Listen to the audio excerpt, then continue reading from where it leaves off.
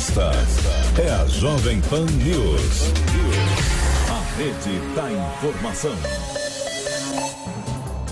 Olá, muito bom dia. Começa agora o Jornal da Manhã, segunda edição, que vai ao ar de segunda a sexta-feira, das 10 da manhã ao meio-dia. Estamos ao vivo pela rede Jovem Pan News e também pelo nosso canal do YouTube, o canal Jovem Pan News. Hoje é segunda-feira, dia 16 de setembro de 2019. Os preços do petróleo dispararam após ataques contra instalações da petroleira Aramco, na Arábia Saudita. Os ataques, que aconteceram no final de semana, fizeram a produção do petróleo ser cortada pela metade. O barril de petróleo Brent está sendo negociado a $70,98 nos mercados futuros de petróleo. É um aumento de 18% em relação ao valor negociado na sexta-feira. Em Nova York, o barril de petróleo começou a semana cotado a $61,27, alta de 12%. E o Jornal da Manhã, segunda edição, traz também: equipe de governo prepara discurso com cautela para que Jair Bolsonaro fuja de polêmicas internacionais na Assembleia Geral da ONU. Um dos principais temas que serão abordados será a questão do futuro da Amazônia. O Senado começa a semana debatendo a indicação de Augusto Aras para a Procuradoria-Geral da República. Luciana Verdolim. O mandato da Procuradora-Geral da República, Raquel Dodge, termina agora no início dessa semana. Ela será substituída até a aprovação de Aras pelo vice-presidente do Conselho Superior do Ministério Público, Alcides Martins. Tereza Cristina anuncia que o Brasil passará a exportar produtos lácteos para o Egito. A ministra da Agricultura publicou a notícia pelo Twitter e o presidente Jair Bolsonaro compartilhou a publicação. A polícia do Rio de Janeiro segue investigando as causas do incêndio no Hospital Badim, que deixou 11 mortos. Rodrigo Viga. Algumas hipóteses estão sendo estudadas, analisadas, até mesmo a possibilidade de ter havido uma falha no projeto, uma falha na confecção do gerador. O presidente dos Estados Unidos, Donald Trump, culpa o Irã e diz que não descarta retaliação ao ataque contra a petroleira na Arábia Saudita. Bombardeios provocaram a redução à metade da produção do maior exportador mundial e fez com que o preço do petróleo disparasse nesta segunda-feira. Cantor português Roberto Leal morre aos 67 anos por complicações de tratamento contra um câncer de pele. O corpo do cantor está sendo velado nesta manhã na Casa de Portugal, no bairro da Liberdade, no centro de São Paulo. Esses são os destaques do Jornal da Manhã, segunda edição.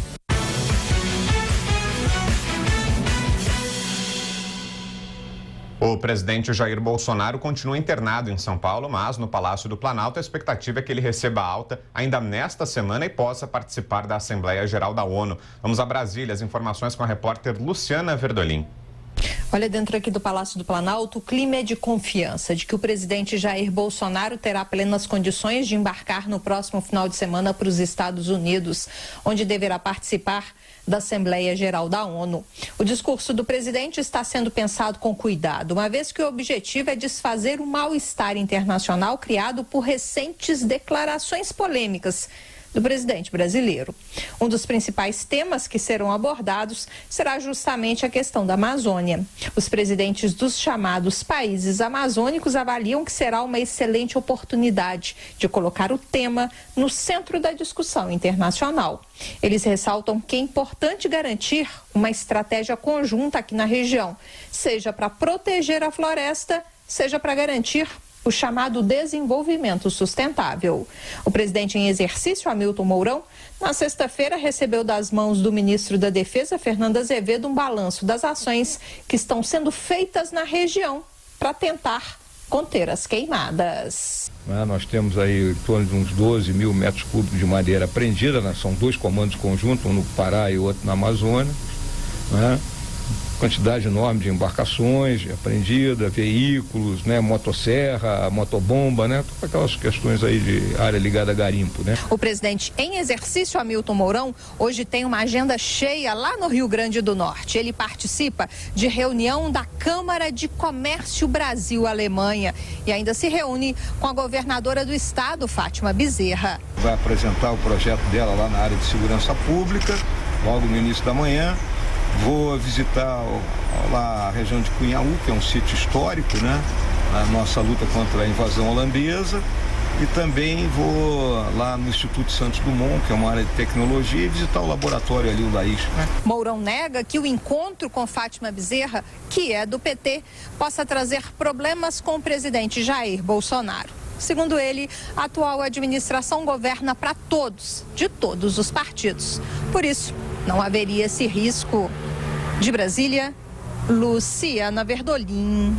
E a Câmara dos Deputados avalia um projeto de lei que pode instituir a figura do juiz de garantias em processos penais. Ainda de Brasília, agora as informações com o repórter Levi Guimarães.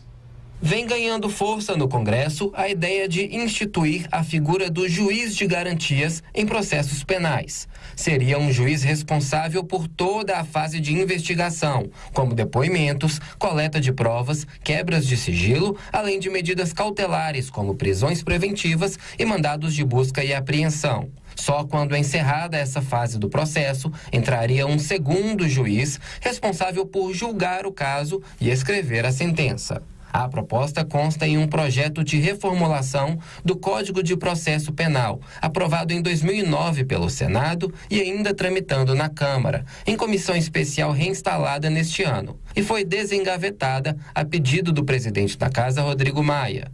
Além disso, a ideia pode ser incluída no pacote anticrime do ministro da Justiça Sérgio Moro, pelo grupo de trabalho que analisa a matéria. No Senado, o senador Cid Gomes, do PDT, apresentou um novo projeto de lei que trata apenas do assunto. Para ele, é uma forma de garantir um julgamento isento. Desta forma, se assegura a imparcialidade do juiz. Porque é natural que no curso de investigações possa o juiz que está conduzindo se contaminar, e é pressuposto básico do bom funcionamento do Poder Judiciário a imparcialidade. Crítico da atuação do ministro Sérgio Moro à frente da Operação Lava Jato, Cid Gomes negou que o projeto seja uma afronta ao ex-juiz. Antes que alguém assodadamente interprete isso como uma reação às notícias que estão ficando corriqueiras, eu quero deixar bem claro que isso não é um projeto para atingir a figura do ex-juiz Sérgio Moro. A adoção do juiz de garantias, que já acontece em países europeus, divide opiniões no Congresso. Críticos da proposta questionam a viabilidade, já que aumentaria gastos do Poder Legislativo, e lembram que 40% das comarcas do país só tem um juiz. Já os que defendem afirmam que o sistema poderia ser informatizado, o que facilitaria a logística. A proposta deve ser debatida nos próximos meses, tanto na Câmara como no Senado. De Brasília, Levi Guimarães. Agora 10h11, e nesse domingo o ministro da Justiça e Segurança Pública Sérgio Moro esteve em São Paulo e fez uma visita ao presidente Jair Bolsonaro, que continua internado no Hospital Vila Nova Star, na zona sul da capital paulista. Afonso Marangoni. O ministro da Justiça e Segurança Pública, Sérgio Moro, visitou neste domingo o presidente Jair Bolsonaro, que se recupera de uma cirurgia em São Paulo. Moro publicou uma foto do encontro nas redes sociais. No registro também aparecem a primeira-dama, Michele Bolsonaro, e a esposa dele, Rosângela Moro. O ministro escreveu que o homem é forte, se referindo ao presidente, e ainda disse que os dois tiveram uma conversa agradável e que ele se recupera muito bem. No sábado, o ministro do Meio Ambiente, Ricardo Salles, também passou pelo hospital, mas segundo o porta-voz da presidência, Otávio Rego Barros, ele não esteve com o presidente. De acordo com o último boletim médico, durante o fim de semana, Bolsonaro apresentou melhora no quadro clínico. O presidente permanece sem dor, afebril e com melhora dos movimentos intestinais. Segundo a equipe médica do Hospital Vila Nova Star, Bolsonaro apresentou boa aceitação à dieta cremosa e a alimentação endovenosa foi reduzida. A expectativa é que o presidente receba alta até o meio da semana. Sem dar uma data, no sábado, o cirurgião-chefe da equipe que cuida de Bolsonaro, doutor Antônio Luiz Macedo, elogiou a melhora do paciente. Existe uma certa dificuldade no retorno normal da função intestinal. Agora, de saúde, ele não tem nada contra ele, nada. Coração perfeito, saúde perfeita, musculatura perfeita, cabeça perfeita, não tem um problema crônico que pudesse agravar a função intestinal. Depois que o presidente Jair Bolsonaro receber alta, a equipe médica deve se deslocar a Brasília para fazer uma avaliação antes dele viajar aos Estados Unidos. No domingo, o porta-voz da Presidência da República, Otávio Rego Barros, disse que está mantido o planejamento para a participação de Bolsonaro na abertura da Assembleia Geral da ONU. Dr. Macedo adiantou uma expectativa da equipe médica deslocar-se até Brasília para fazer a avaliação do senhor presidente antes da viagem a Nova York. O quando esta avaliação far-se-á, nós ainda não temos, mas está dentro do espectro temporal de planejamento, que inclui naturalmente também as análises referentes à viagem a Nova York, e nós estamos mantendo o planejamento com bastante esperança de que se realize efetivamente. A Assembleia Geral vai acontecer no próximo dia 24 de setembro, em Nova York. No dia 8 de setembro, o presidente Jair Bolsonaro passou por uma cirurgia de 5 horas para corrigir uma hérnia derivada dos cortes sucessivos na região do abdômen nos últimos meses. Esta é a 4ª cirurgia a que ele foi submetido desde que foi vítima de uma facada no dia 6 de setembro de 2018, durante a campanha eleitoral. Mensagens atribuídas a membros da Lava Jato sugerem que a OAS relatou a intervenção de Lula por obra na Bolívia. De acordo com a Folha de São Paulo, que teve acesso a trechos de conversas reveladas pelo site da Intercept Brasil, os procuradores compartilharam a proposta de delação de Léo Pinheiro no Telegram. Na negociação, o empresário teria mencionado o ex-presidente Lula como intermediador do acordo entre a construtora e o governo de Evo Morales. Pinheiro disse que o petista articulou um financiamento do BNDES para a construção de uma estrada entre as cidades de Potosí e Tarija. Lula ainda teria prometido à OAS a obtenção de um outro contrato naquele país para compensar a realização do projeto, considerado deficitário pelos envolvidos. Em resposta à Folha, a defesa de Lula disse que Léo Pinheiro mente para obter benefícios e que os advogados do empresário não comentaram o assunto. O Brasil recebeu autorização para exportar produtos lácteos ao Egito. O destaque é da repórter Camila Yunes. A ministra da Agricultura, Tereza Cristina, anunciou neste fim de semana que o Brasil passará a exportar produtos lácteos para o Egito. Segundo a ministra, as autoridades egípcias aprovaram um certificado sanitário internacional que respalda as exportações brasileiras de leite e produtos lácteos. O Brasil está pronto para a exportação de produtos lácteos, leite em pó, queijos para o Egito, e essa eu acho que é uma grande notícia que nós esperávamos. Tereza Cristina publicou a notícia pelo Twitter e o presidente Jair Bolsonaro compartilhou a publicação. Ele comemorou as novas negociações e lembrou que, recentemente, a Indonésia abriu o mercado para a carne brasileira. Tereza Cristina também anunciou pela rede social que foi debatida a importação de produtos egípcios e que o Brasil autorizou a importação de uva e alho. A ministra está desde o dia 11 de setembro em uma viagem oficial ao Oriente Médio, com o objetivo de fortalecer parcerias comerciais e abrir o mercado para produtos agropecuários do Brasil. A viagem está prevista até o dia 23 deste mês. Os países visitados por Tereza Cristina serão Egito, Arábia Saudita, Kuwait e os Emirados Árabes Unidos. Medicina personalizada e oncologia de precisão são caminhos para terapias mais efetivas na luta contra o câncer. Reportagem de Marcela Lorenzetto. O avanço em estudos de genes proporcionou a criação de tratamentos e medicamentos personalizados para cada paciente. Atualmente, o câncer é uma das principais causas de morte no mundo. De acordo com a OMS, só em 2018, mais de 9.600.000 pessoas morreram por causa da doença. Com a medicina de precisão, essa realidade pode mudar.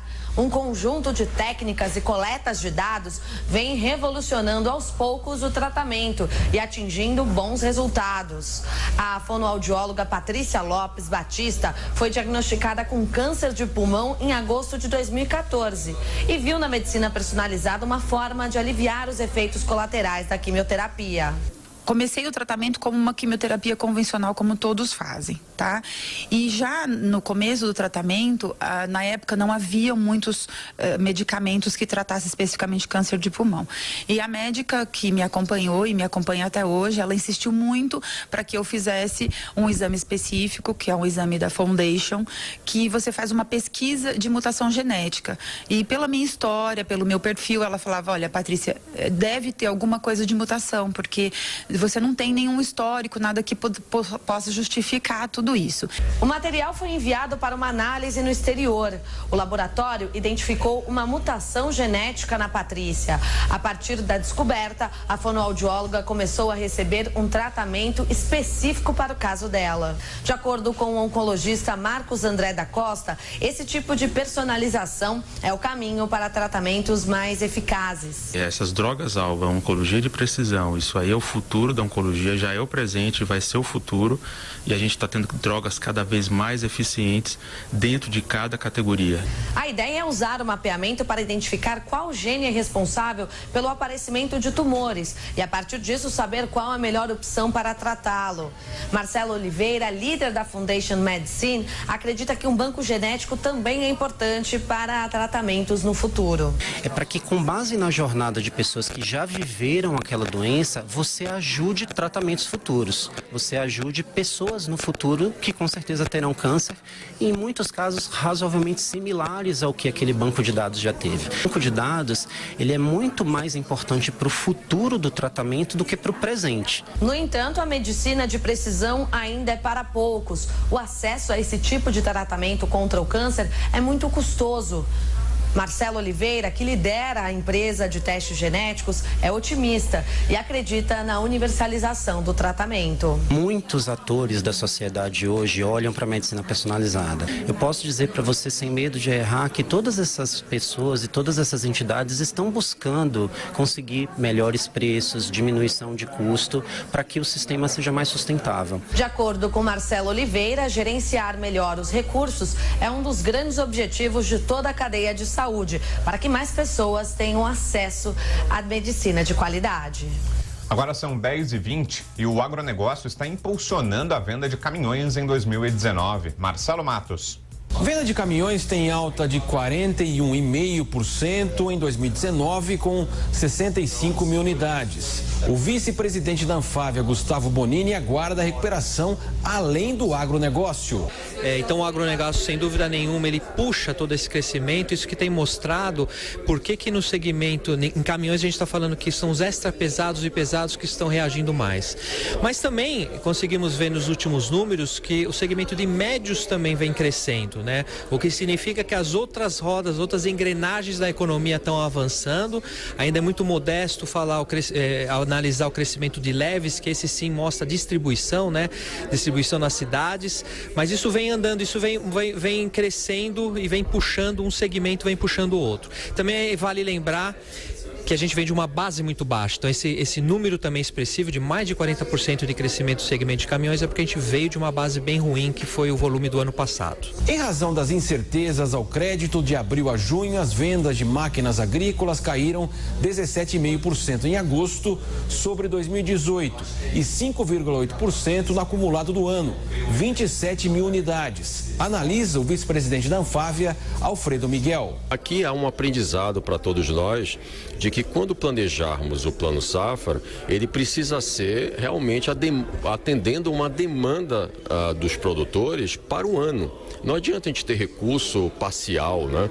Agora em fevereiro, por exemplo, de 20, nós vamos ter que tratar do assunto com o Ministério da Agricultura e provavelmente vamos precisar de novos recursos. Não há recurso para o ano Safra inteiro. Isso causa uma instabilidade, essa falta de previsibilidade para o setor muito grande. Isso há um impacto na produção agrícola, no custo para o produtor, né? Então, seria muito importante que o Ministério pudesse não só fazer a previsão para todo o ano, atendendo a demanda, mas também já anunciar se no próximo Plano Safra haverá ou não equalização, subsídio para o produtor. E o Brasil fechou a safra de grãos com um recorde de 242 milhões de toneladas, uma alta de 6,4% sobre a temporada 17-18. Milhares de eleitores estão recebendo um e-mail falso em nome da Justiça Eleitoral. Quem traz mais detalhes sobre esse novo golpe é o repórter Daniel Lian. Um e-mail falso enviado para milhares de eleitores fez a Justiça Eleitoral alertar a população. Muitas pessoas estão entrando em contato com a instituição, relatando terem recebido mensagens através de correio eletrônico ou via aplicativos de smartphones, informando que seus títulos de eleitor seriam cancelados. Esses comunicados pedem que o cidadão atualize a sua situação cadastral por meio de um link de origem duvidosa. Entretanto, essas mensagens são falsas e provavelmente usadas por criminosos a fim de coletar informações e dados sigilosos que podem, consequentemente, ser utilizados em golpes. É importante frisar que a Justiça Eleitoral nunca usa e-mails ou torpedos por celulares para fazer comunicados aos eleitores. Apenas os inscritos como mesários podem receber avisos eletrônicos enviados por alguns tribunais regionais eleitorais e, mesmo assim, somente mediante prévia e específica autorização do interessado.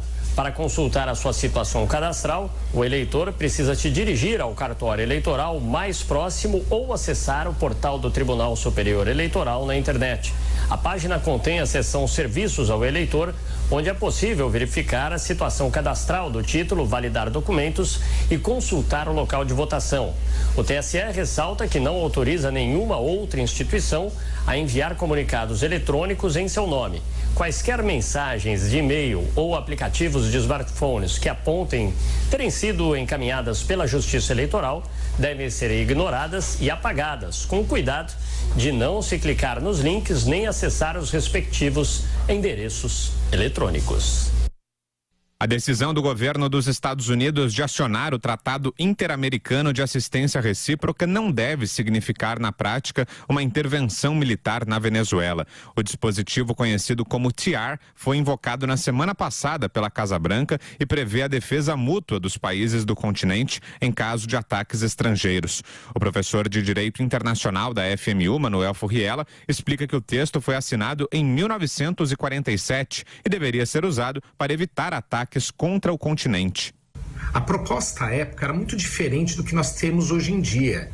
Era em um contexto de Guerra Fria, onde as Américas decidiram que, em conjunto, deveriam se proteger de eventual agressão externa. Apesar do acionamento do tratado, é possível que haja questionamentos jurídicos, já que a Venezuela não se trata de um inimigo externo e a hipótese de uma intervenção militar é considerada distante. Seja porque não há apoio político para isso, seja porque o TIAR é, infelizmente, de aplicação discutível em qualquer caso, principalmente nesse. O professor Manuel Furriela reitera que, segundo o TIAR, os países membros podem adotar várias medidas de retaliação, desde a ruptura de relações diplomáticas até o uso da força armada. No caso da Venezuela, a justificativa usada para acionar o dispositivo foi a série de movimentos militares ordenados pelo ditador Nicolás Maduro na fronteira com a Colômbia. Agora são 10h26, a gente vai ao Rio de Janeiro. Rodrigo Viga com as últimas informações, os desdobramentos da tragédia no Hospital Badim. Bom dia, Viga. Bom dia, meu caro Thiago. Meu caro Vitor Brau, desculpa, é a força do hábito. Desculpa, meu caro Brau, ouvintes internautas da Jovem Pan, né? Hoje, funcionários do Badim vão ser ouvidos pela Polícia do Rio de Janeiro para tentar avançar, que está tentando avançar nas investigações em torno da tragédia que vitimou 11 pessoas na quinta-feira da semana passada. Entre os focos principais dos investigadores, viu, meu caro Vitor Brau, agora tá certo, agora né, sim. Então? Meu caro Brau, ouvintes internautas da Jovem Pan, o gerador, né? O gerador de energia, se houve alguma falha técnica na produção do equipamento. Outro ponto de investigação, o combate, como é que foi feito inicialmente pelas equipes de emergência do Hospital Badim, a sinais de falha e também a um olhar mais preciso para o projeto do Hospital Badim, que passou por obras recentemente, viu, meu caro Brown, ouvintes internautas da Jovem Pan, e a suspeita de que o sistema de ventilação não estava adequado, e aquilo que a gente vem falando desde a semana passada, inclusive trazendo na programação especialistas nessa área de prevenção contra incêndio, e que o gerador não deveria estar no subsolo do prédio. Isso não precisa ser muito especialista para saber, né, meu caro Brown? Porque enfim, é um local de abafamento, um equipamento importante envolvido a óleo diesel no subsolo. Qualquer incêndio, isso acaba prejudicando, inclusive, o escape, a rota de fuga das pessoas, porque o incêndio de baixo para cima é pior do que o de cima para baixo, né, meu caro Brown? Então, esse é um ponto que precisa ser mais aprofundado pela Polícia do Rio de Janeiro. Brown, ouvintes internautas da Jovem Pan, imprensa do Rio de Janeiro, levantando aqui suspeitas, sabe contra quem, meu caro Brown? Contra quem? A primeira-dama do Estado teria intermediado, segundo informações da imprensa aqui do Rio de Janeiro, uma vaguinha, uma boquinha, um emprego para o pai dela, sogro do governador Wilson Witzel, na prefeitura de Miracema, a cidade que fica bem aqui no interiorzão do Rio de Janeiro. Agora, alguns detalhes chamam a atenção, viu, o meu caro Brown, ouvinte internauta Jovem Pan. Ele foi contratado pelo prefeito lá da cidade de Miracema para trabalhar na Coordenadoria da Defesa Civil. Imagina-se que na Defesa Civil o cara tem que estar de prontidão, disponível para atuar a qualquer hora, em qualquer instante, porque não dá para prever as tragédias que podem acontecer, né? Por exemplo, do Badinho na quinta-feira passada, ninguém imaginava, né, meu caro Brau? Com certeza. Ô, Vigar, já vou me despedindo de você, então, porque a gente vai trazer daqui a pouco informações sobre o presidente Jair Bolsonaro. Ele vai deixar o hospital daqui a pouquinho. A gente já vai finalizando. Maravilha. Tinha mais alguma coisa? Eu te interrompi, não? Não, só para concluir que um detalhe importante é que o sogro do governador Wilson Witzel trabalharia apenas 2 vezes por semana, receberia um salário de mais de R$2.000. E um detalhe importante, amigos ouvintes internautas da Jovem Pan, mesmo sendo contratado para trabalhar na Defesa Civil, segundo informações aqui da imprensa do Rio de Janeiro, ele não mora na cidade de Miracema, mora em uma outra cidade, em Rio Bonito, fica a mais de 250 quilômetros do município. Agora, como que um coordenador, um atuante na Defesa Civil pode trabalhar tão distante assim? O governo do estado já se manifestou dizendo que não foi responsável, né? O governador não foi responsável pela indicação do sogro do governador para esse cargo aí na Defesa Civil na cidade de Miracema, no interior do estado do Rio de Janeiro, que a indicação cabe ao prefeito do município, que poderia estar tentando fazer um agrado ao governador do estado, meu caro Brown. Que coisa, hein? A gente vai se falando então, Vigar. Bom comecinho de semana por aí. Até mais tarde. Até mais. Agora, 10h30, rápido intervalo. Daqui a pouco tem mais do Jornal da Manhã, segunda edição. Até já. Jovem Pan News. Jovem Pan. Salve, salve, tô aqui para avisar você que das 18 às 20 horas, eu, Felipe Moura Brasil e meus compadres Augusto Nunes e José Maria Trindade colocamos os pingos nos is nos assuntos mais importantes do momento. Quer saber dos bastidores daqui de Brasília? A gente vai passar a limpo os principais assuntos do dia para que você fique permanentemente atualizado e bem informado. De segunda a sexta às 18 horas em toda a rede Jovem Pan e no canal do YouTube Os Pingos nos Is. E não se esqueça de se inscrever lá.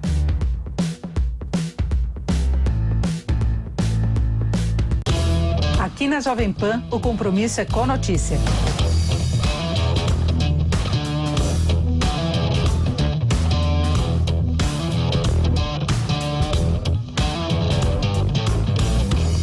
Acompanhe o Jornal Jovem Pan de segunda a sexta-feira, das 14 às 15 horas, nos canais do YouTube e Facebook da Jovem Pan News.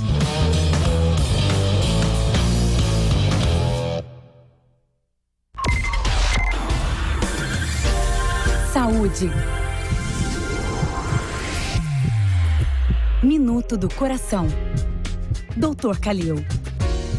A pergunta é verdade que as mulheres estão mais propensas ao infarto? Não digo mais propensas, elas estão propensas, porque é um mito que mulher não infarta. A mulher acha que ela não infarta. Pois vejam, estudos epidemiológicos mostram que mais de 50% das mulheres infartam sem sintomas. Isso é bastante sério. Ou sintomas atípicos. Então a mulher pode sim infartar. Claro que a incidência de infarto na mulher é maior quando a mulher entra na menopausa. E aí ela se iguala à incidência do homem. Mas como há um mito que a mulher não infarta, o que acontece? Mesmo antes da menopausa, ela se cuida menos, ela se previne menos dos fatores de risco para a doença coronária, que são hipertensão arterial, dieta, exercício, cuidado do diabetes, cuidado do nível de colesterol, ou seja, como há um mito que a mulher não infarta, ela se cuida menos. E quando acontece o infarto, ele muitas vezes é mais sério até que no homem. Porém, a mulher infarta sim e tem que se cuidar.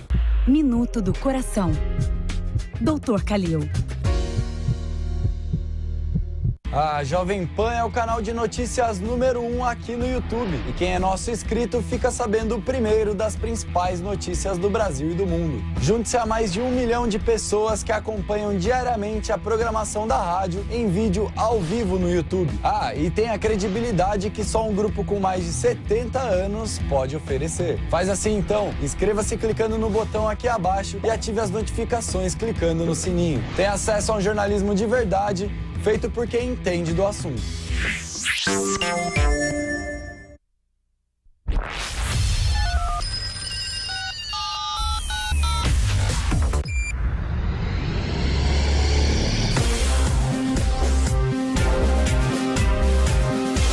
Esta é a Jovem Pan News. A rede da informação. 10 horas e 33 minutos, temos imagens ao vivo do Hospital Vila Nova Star, em São Paulo. O presidente Jair Bolsonaro receberá alta e vai deixar o hospital. O porta-voz da Presidência da República, o general Otávio Rego Barros, está falando nesse momento. Vamos acompanhar o pronunciamento. Nos colocamos à disposição para perguntas. Bom dia, Dimitrios Dantas, do Jornal Globo. Tudo bem? Tudo bom?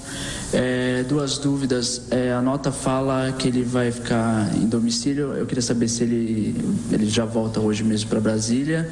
E em relação à viagem para Nova York, se a viagem fosse feita, por exemplo, amanhã, ele já estaria liberado para essa viagem internacional também. Então vamos, em complemento ao boletim, eu gostaria de vos informar que nós vamos estender o período de interinidade do vice-presidente General Mourão por mais 2 dias, ou seja, amanhã e depois de amanhã, a Presidência da República em exercício estará sob o condão do General Mourão. Então, é uma orientação médica acolhida pelo senhor presidente na plenitude.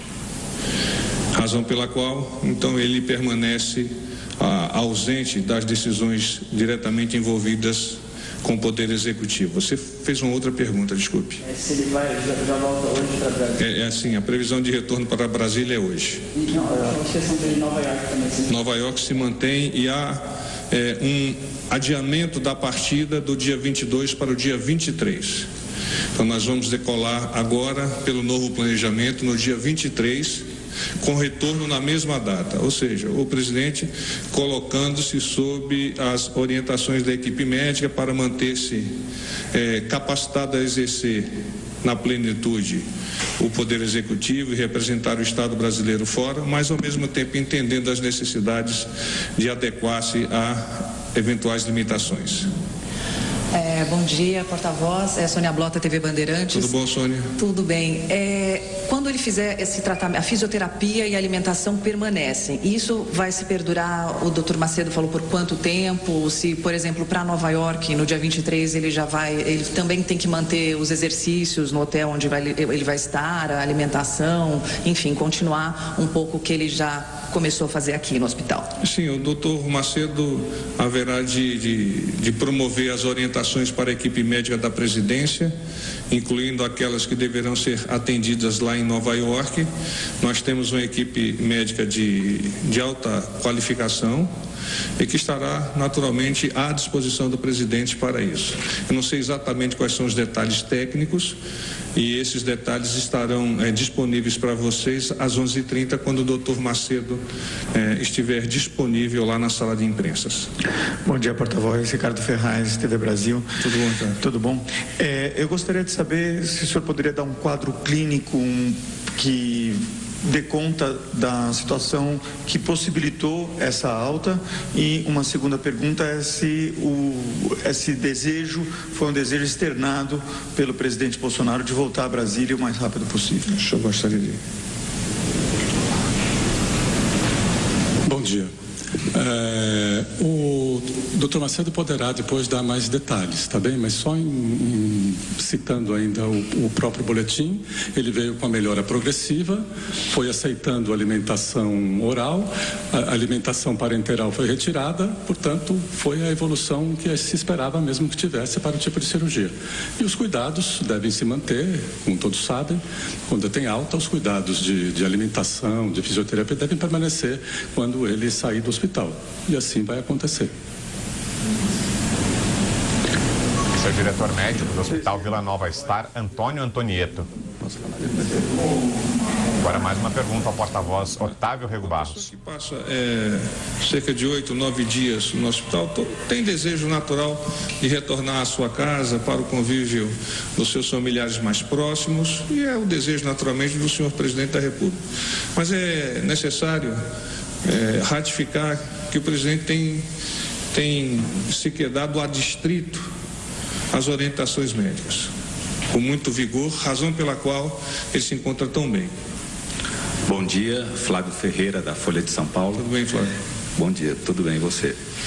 Gostaria de perguntar se a viagem à Ásia, em outubro, que estava prevista para Japão, China, Emirados Árabes, Catar e Arábia Saudita, está mantida, e se a ideia é que essa viagem seja realizada nos últimos 10 dias de outubro. Há uma previsão, eu não tenho exatamente aqui como te afiançar a data exata da nossa partida, mas sim são esses países num périplo onde nós vamos iniciar pelo Japão, depois vamos seguindo em direção aqui a oeste, China e os países do Oriente Médio. Então é uma viagem longa de cerca de 10 dias. Então os países estão mantidos, só falta acertar então a data. Sim, não, a data está mantida. Eu não quero te adiantar, poderia incorrer no erro de errá-la aqui. Mas a data é final de outubro. Muito obrigado.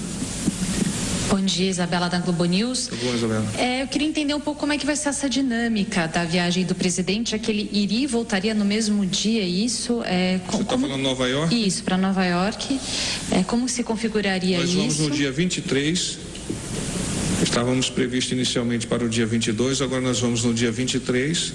No dia 23 nós chegamos a Nova York, ele tem eventos privados, vai ao hotel, tem eventos privados. No dia 24 ele tem um encontro com o secretário-geral das Nações Unidas, o Guterres, depois fará o seu discurso, a sua locução na Assembleia Geral das Nações Unidas, e depois nós nos deslocaremos, a confirmar-se, para o Texas, onde nós vamos ter uma reunião com industriais, com empresários, alguns deles inclusive oficiais generais das Forças Armadas Americanas, e do Texas retornamos ao Brasil. Então 23 chegando, 25 retornando. Então nós encurtamos de um dia a estada lá nos Estados Unidos. Esse encurtamento foi por recomendação médica? Sim, também? Naturalmente o presidente entendeu que ele não deve expor-se nesse momento a viagens um tanto quanto cansativas, embora reconheça a importância dessa viagem para a configuração perante o mundo, da soberania do Brasil, da importância que nós atribuímos à Amazônia e tantos outros temas que vicejam e que equivocadamente são comprados, são compartilhados, em particular pela imprensa estrangeira. Só uma pergunta para o médico em relação, doutor, só para a gente esclarecer que no domingo a gente acompanhou que o presidente começou com uma alimentação cremosa e que haveria uma expectativa para que isso passasse por uma dieta pastosa. Qual que está a dieta hoje do presidente e qual que vai ser o prosseguimento disso? Vai permanecer com dieta cremosa, sem necessidade da alimentação parenteral. E a evolução da dieta vai ser dada conforme ele vai se recuperando em domicílio. A cremosa é uma questão mesmo médica, seria sopas ainda, ele ainda não passou para alimentos mais sólidos mesmo? Pastosa não, é só cremosa mesmo. A seguinte seria pastosa, né? Ele ainda vai permanecer com a cremosa. Bom dia, Giovana Rizardo da Record TV. Eu queria só voltar um pouquinho em relação ao detalhamento de hoje. Como é que deve ser essa alta? Como é que a equipe está se preparando para isso? E que horário isso deve acontecer também? O horário nós não podemos adiantar para vocês. Naturalmente vocês entendem por quê. Ele vai realizar uma fisioterapia no período da tarde, está disposto, está conversando. O doutor Macedo e a equipe ainda terá contato com ele. A dinâmica é a dinâmica normal de viagem, com segurança, comboio, vamos à base aérea, de lá ele deslocar-se para Brasília. Não sei se consegui concluir. Acho que também algumas coisas eu não posso, na verdade, adiantar. Ok. General, o senhor tinha falado da possibilidade da equipe médica se deslocar para Brasília para um retorno daqui a 3, 4 dias. Isso já está agendado? A previsão inicial é da equipe deslocar-se para Brasília na sexta-feira e a ideia é de que o atendimento ao senhor presidente seja feito na unidade da Rede D'Or de Brasília. Isso nós vamos ajustar com a equipe médica. Então, as condições são semelhantes a este hospital e o presidente também estará já na ocasião com uma mobilidade maior, mais facilitada, a equipe, então, com toda fidalguia, deslocar-se lá para Brasília para fazer esta visita médica anterior à viagem. General, voltando um pouquinho à Assembleia da ONU, então depois do discurso os senhores partem para o Texas, é isso? Sim, há uma previsão de decolagem para o Texas no dia 25. No dia 25? Dia 25. E no próprio do Texas retornam ao Brasil? Retornamos ao Brasil. É Dallas? Não sei. Tá. Porta-voz, bom dia. Aqui é o Yander, da Agência Estado. Eu queria perguntar em relação à interinidade do vice-presidente Hamilton Mourão, que foi adiada por mais 2 dias. Sim. O senhor falou que foi por uma orientação médica. Exatamente qual foi essa orientação?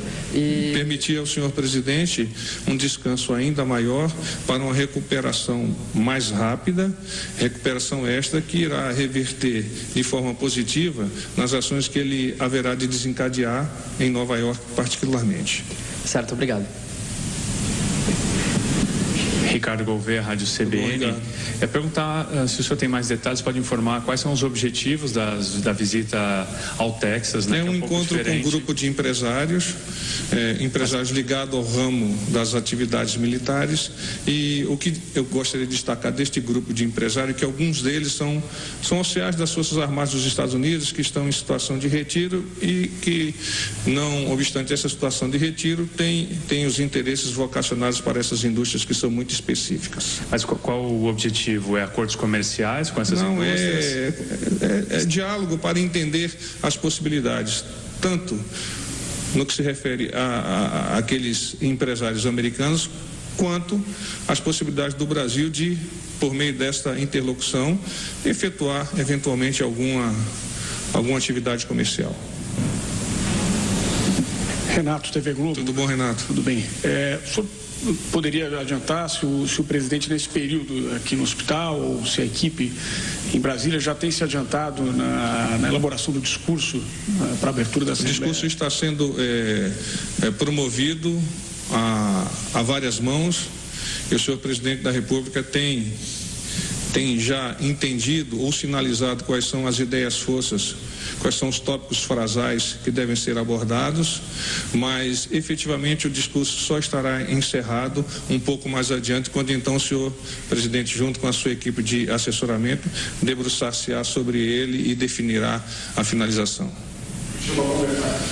Ele vem conversando, sim, vem conversando com as autoridades que são responsáveis por essa conformação.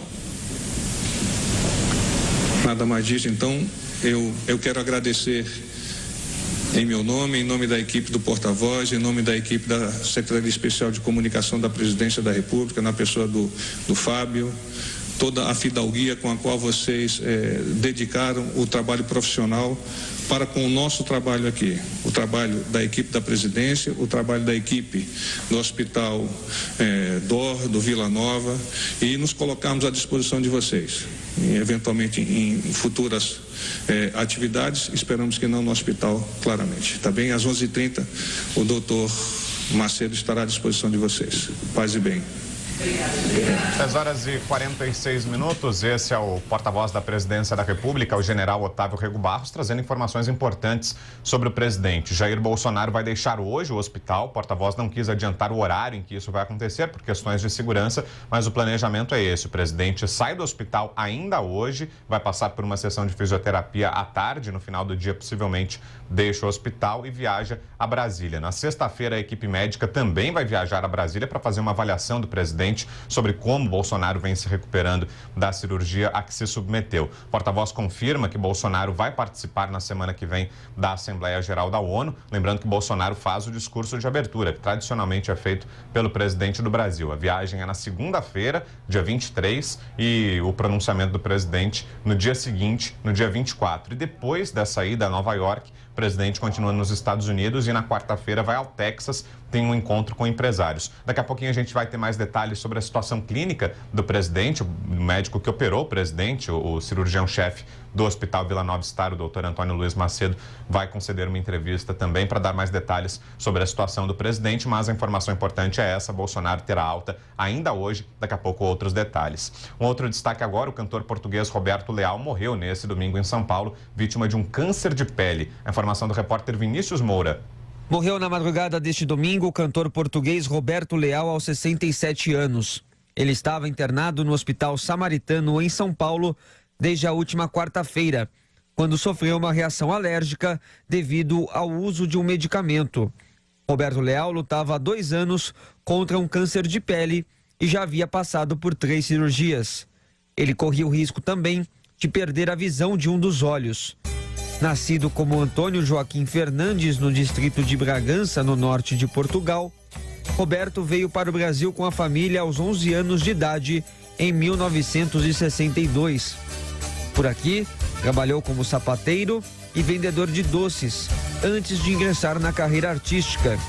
A fama veio em 1971, quando se apresentou no programa do Chacrinha com a música Arrebita.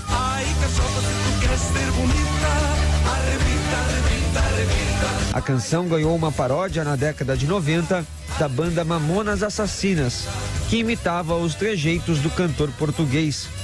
Com o passar do tempo, Roberto Leal foi fazendo ainda mais sucesso com canções românticas e o jeito popular, passando a ser o embaixador da cultura portuguesa no Brasil.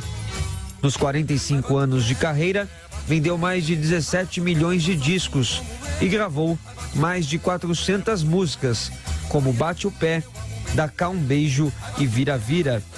Torcedor ilustre da Portuguesa, compôs o novo hino do clube e fez campanha para ajudar o time a sair de uma crise financeira em 2015.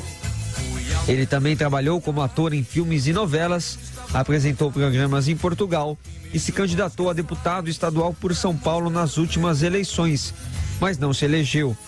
Pelas redes sociais, o apresentador Augusto Liberato registrou a morte do cantor, dizendo que se despede de um grande amigo. O velório de Roberto Leal será aberto ao público nesta segunda-feira na Casa de Portugal e o enterro será às 3 horas da tarde no cemitério de Congonhas. Ele deixa mulher e 3 filhos. As mudanças nos rótulos dos alimentos aprovadas pela Anvisa agora irão à consulta pública. Natasha Mazaro. As mudanças nos rótulos dos alimentos são positivas, desde que não demonizem os produtos. A nutricionista Rosanita Garcia faz esse alerta após a Agência Nacional de Vigilância Sanitária aprovar alterações nas rotulagens nutricionais. De acordo com a proposta, produtos com alto teor de sódio, gordura e açúcar, por exemplo, deverão trazer o desenho de uma lupa na parte frontal das embalagens. Para a tabela de informação nutricional, a agência propõe incluir valores de 100 gramas ou 100 ml do alimento para permitir comparações. A nutricionista ressalta que toda informação dada para o consumidor é sempre muito valiosa, mas faz o alerta. Me preocupa só com relação a isso, que as pessoas fiquem com medo de consumir o alimento, que elas tenham medo de consumir algo porque terá essa lupa. Mas, de certa forma, essa informação é importante, porque a gente sabe que o excesso de sódio, excesso de gordura e excesso de açúcar não são interessantes para a saúde e podem levar ao ganho de peso. A especialista também destaca outra preocupação, que os ingredientes como sódio, açúcar e gordura sejam substituídos por outros que não são tão saudáveis. Não vai adiantar tirar o açúcar do alimento para continuar vendendo, já que o consumidor vai ficar com o pé atrás, porque esse produto vai ter a lupa alertando que tem muito açúcar, tirar esse açúcar e trocar por um adoçante artificial, que faz tão mal para a saúde quanto o açúcar. A estudante Maria Clara Santana reconhece que não tem o hábito de ler os rótulos antes de comprar os produtos, mas ela afirma que se o alerta dos alimentos com alto teor de sódio, gordura ou açúcar vier na parte frontal, vai ficar mais fácil de identificar. Então, eu acho super importante. Eu acho que é igual dos transgênicos, que eles colocam o Tzinho. É importante a gente saber o que a gente consome. Eu acho que essa sinalização mais fácil, mais simples e mais evidente, né, que fica no rótulo bem ali na frente, é mais fácil de compreender, né? O designer Luiz Paulo critica o tamanho de alguns rótulos. A letra acaba sendo muito pequena, né? E dependendo da embalagem, ela fica menor ainda. E aí fica mais difícil de você ver. A proposta apresentada pela Anvisa estabelece critérios de legibilidade das tabelas de informação nutricional para facilitar a leitura. O texto aprovado será submetido à consulta pública antes de nova avaliação pela direção da agência. Agora 10h52, hora de saber como é que fica o tempo ao longo dessa semana. Os detalhes na previsão hoje com a Heloísa Pereira. Bom dia, Heloísa. A semana começa com tempo firme em grande parte do país e as instabilidades ao longo dos próximos dias voltam a ficar concentradas no extremo sul do Brasil, em parte da região norte, além da faixa leste nordestina. Aliás, nesta segunda-feira volta a chover forte nas áreas de fronteira com o Uruguai, onde os ventos ficam bastante intensos, a possibilidade para muitas descargas elétricas e até queda de granizo. Enquanto isso, entre São Paulo e o Rio de Janeiro, tempo firme, céu parcialmente nublado e temperaturas em rápida elevação. Durante a tarde, a máxima alcança 30 graus em Belo Horizonte e faz pelo menos 32 no Rio de Janeiro. Já em Campo Grande, máxima de até 40 graus. Em Teresina faz 38. Enquanto isso, a máxima volta a cair em Porto Alegre por conta do avanço das instabilidades. A temperatura fica em torno de 25 graus durante a tarde. Em São Paulo e na região metropolitana, os termômetros marcam de 31 até 33 graus. No interior paulista, o calor pode ser ainda mais intenso na região de Campinas, máxima de 34, em Ribeirão Preto, 35 e na região de Jales, os termômetros podem marcar até 37 graus. Seguimos assim no decorrer da terça-feira, com tempo firme, ensolarado, baixa umidade do ar durante a tarde em todo o estado de São Paulo. As temperaturas na capital paulista variam de 17 graus pela manhã até pelo menos 28 graus durante a tarde. A chuva só deve retornar ao estado de São Paulo na reta final do mês de setembro e início de outubro. Quer saber mais sobre a previsão do tempo em sua cidade e em todo o Brasil? Então acesse tempoagora.com.br com informações da Somar Meteorologia, Heloísa Pereira. Agora é com vocês nos estúdios da Jovem Pan. Agora são 10h54, um rápido intervalo, daqui a pouco tem outras informações. Até já. Jovem Pan News. Jovem Pan.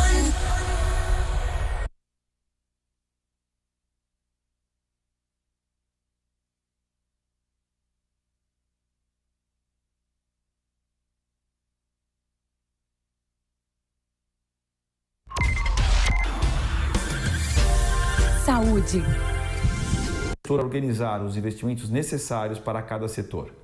O banco de dados Vizient, nos Estados Unidos, permitiu fazer uma avaliação para comparar o perfil de assistência e custo de hospitais acadêmicos que têm um grande volume de pacientes com hospitais da comunidade que têm um volume de pacientes menor no cenário de doenças urológicas malignas que precisavam de tratamento cirúrgico.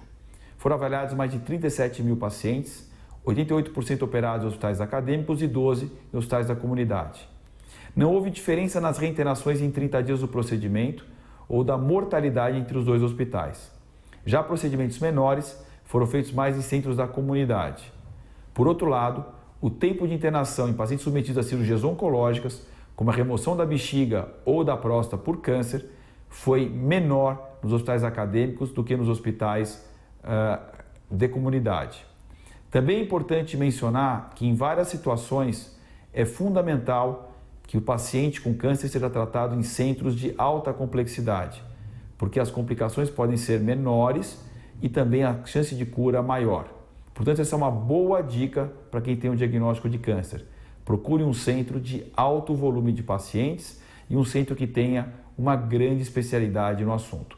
Nós somos o Instituto Vencer o Câncer. Estamos juntos com você nessa luta. Acesse o nosso site vencerocâncer.org.br. Vencendo o câncer. Dr. Maluf. A Jovem Pan é o canal de notícias número 1 aqui no YouTube. E quem é nosso inscrito fica sabendo primeiro das principais notícias do Brasil e do mundo. Junte-se a mais de 1 milhão de pessoas que acompanham diariamente a programação da rádio em vídeo ao vivo no YouTube. Ah, e tem a credibilidade que só um grupo com mais de 70 anos pode oferecer. Faz assim então, inscreva-se clicando no botão aqui abaixo e ative as notificações clicando no sininho. Tem acesso a um jornalismo de verdade, feito por quem entende do assunto.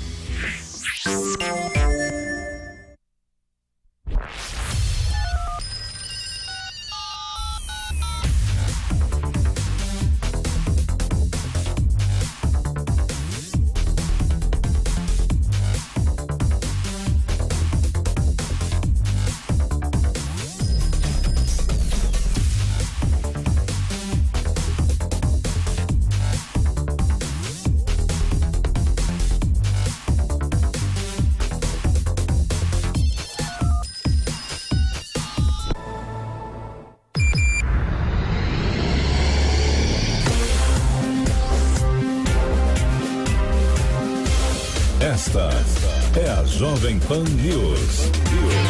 A rede da informação. Agora são 10h58, seguindo com destaque internacional. Nesse final de semana, manifestantes e policiais voltaram a entrar em confronto em Hong Kong. Renato Barcelos. No 15º fim de semana seguido de conflito entre manifestantes pró-democracia e partidários de Pequim, a polícia de Hong Kong, no sul da China, disparou água azul com gás químico e gás lacrimogênio em manifestantes que jogaram coquetéis Molotov no complexo de escritórios do governo. Neste domingo, manifestantes usando máscaras e vestindo roupas pretas, juntos de famílias e crianças, marcharam para a região central de negócios. Diversas lojas ficaram com as portas fechadas. Alguns levantavam bandeiras americanas e britânicas, enquanto outros carregavam pôsteres reiterando seus apelos por reformas democráticas. O movimento é o maior desafio contra o governo chinês desde que o território deixou de ser colônia inglesa em 1997 e não tem sinais para terminar.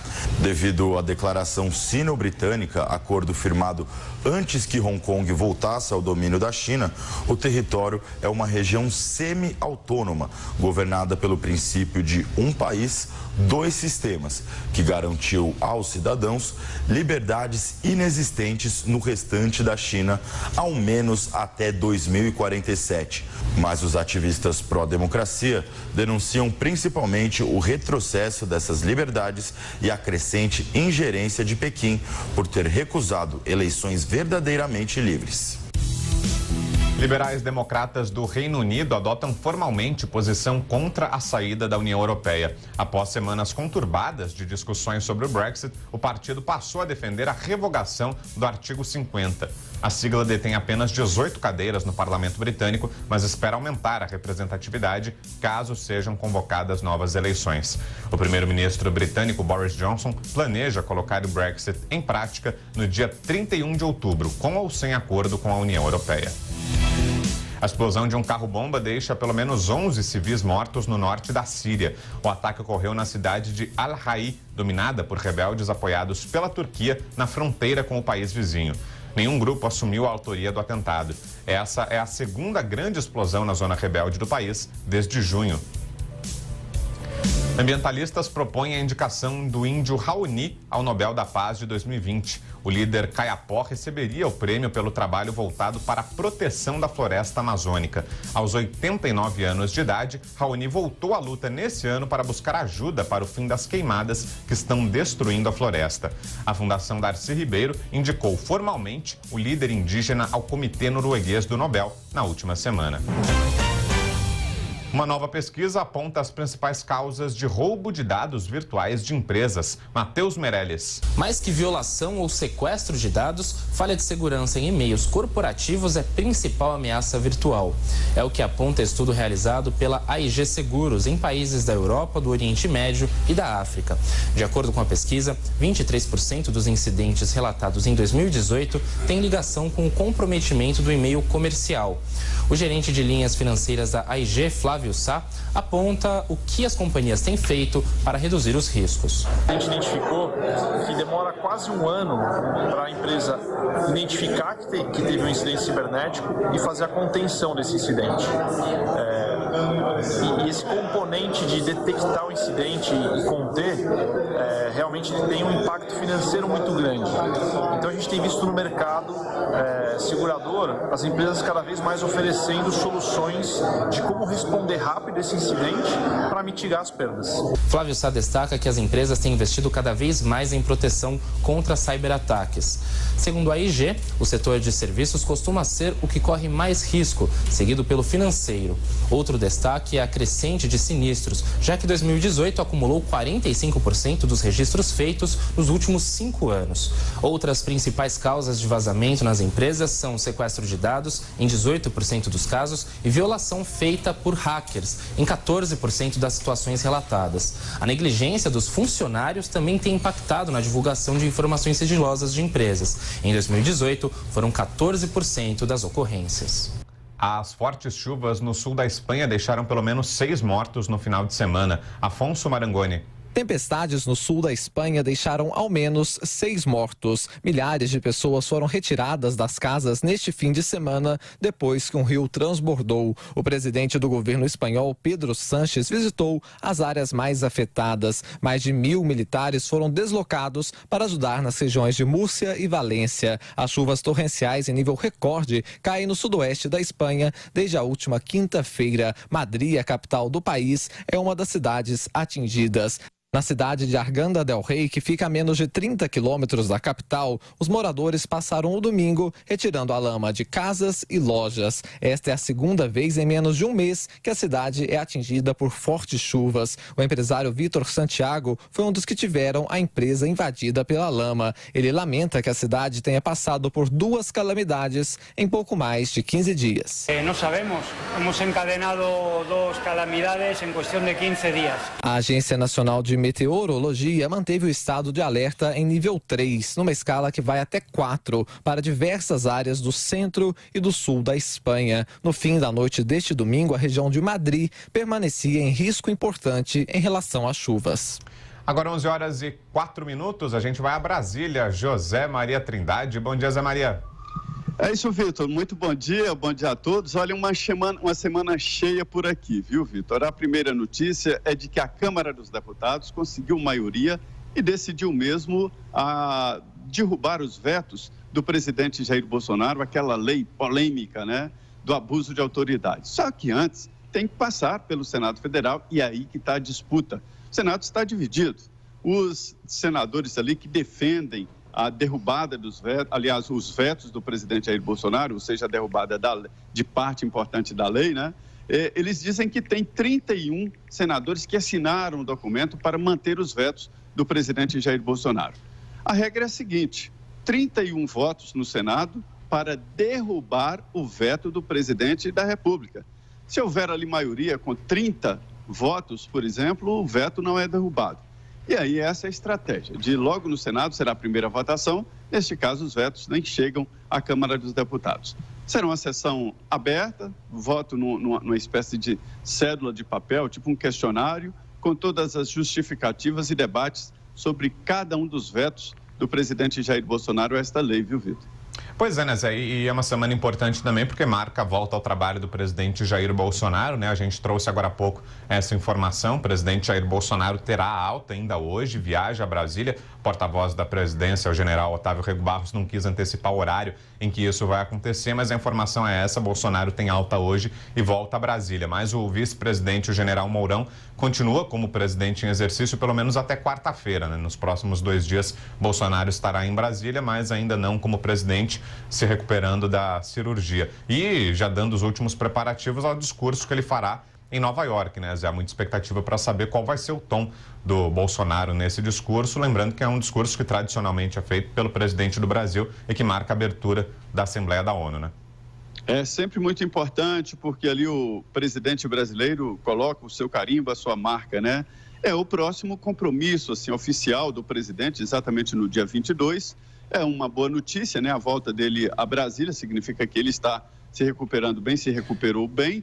E, olha, o presidente Jair Bolsonaro se entendeu muito bem com a interinidade do general Mourão. Inclusive, houve ali algumas decisões que foram discutidas entre os dois, como, por exemplo, a saída do governo de Marcos Cintra, né, o secretário da Receita, e em várias oportunidades o presidente Jair Bolsonaro foi consultado. Isso é importante, né? Esta relação ali entre os dois é importante porque trata-se de uma interinidade que não é exatamente uma transferência de poder. Em alguns casos, realmente é necessário, porque a Constituição fala em impedimento. Este é um caso clássico de impedimento. Eu costumo questionar, por exemplo, viagens. O presidente vai ali na Argentina, isso não é impedimento, né? Ele poderia continuar presidente, já que a lei foi feita quando a comunicação era muito complicada, difícil. Hoje o presidente de qualquer lugar se comunica muito bem com o seu gabinete, com seus ministros, e foi o que ele fez, inclusive, do hospital. Mas é bom que ele retorne a Brasília. E olha, Vitor, uma decisão importante aqui que está sendo tomada no meio político é o PMDB, agora com esse nome de MDB. O PMDB, eu estou dizendo isso aqui já há alguns dias, vai perder a hegemonia da política brasileira, que ele mantém desde a redemocratização, algumas décadas. Deixou de ser o maior partido da Câmara, continua no Senado, mas agora o Podemos está crescendo com a divisão interna do PSL, vai se tornar o maior partido do Senado Federal. E o PMDB está tentando, Vitor, ganhar ali uma nova roupagem ali com o nome de MDB e com a eleição do líder do partido na Câmara, do deputado Baleia Rossi, que é de São Paulo, né? E uma tentativa de jogar pelo escanteio ali os nomes antigos e tentar limpar a imagem do partido. Esta é uma tarefa difícil e longa demais, né? O PMDB meteu os pés pelas mãos aí nos últimos anos.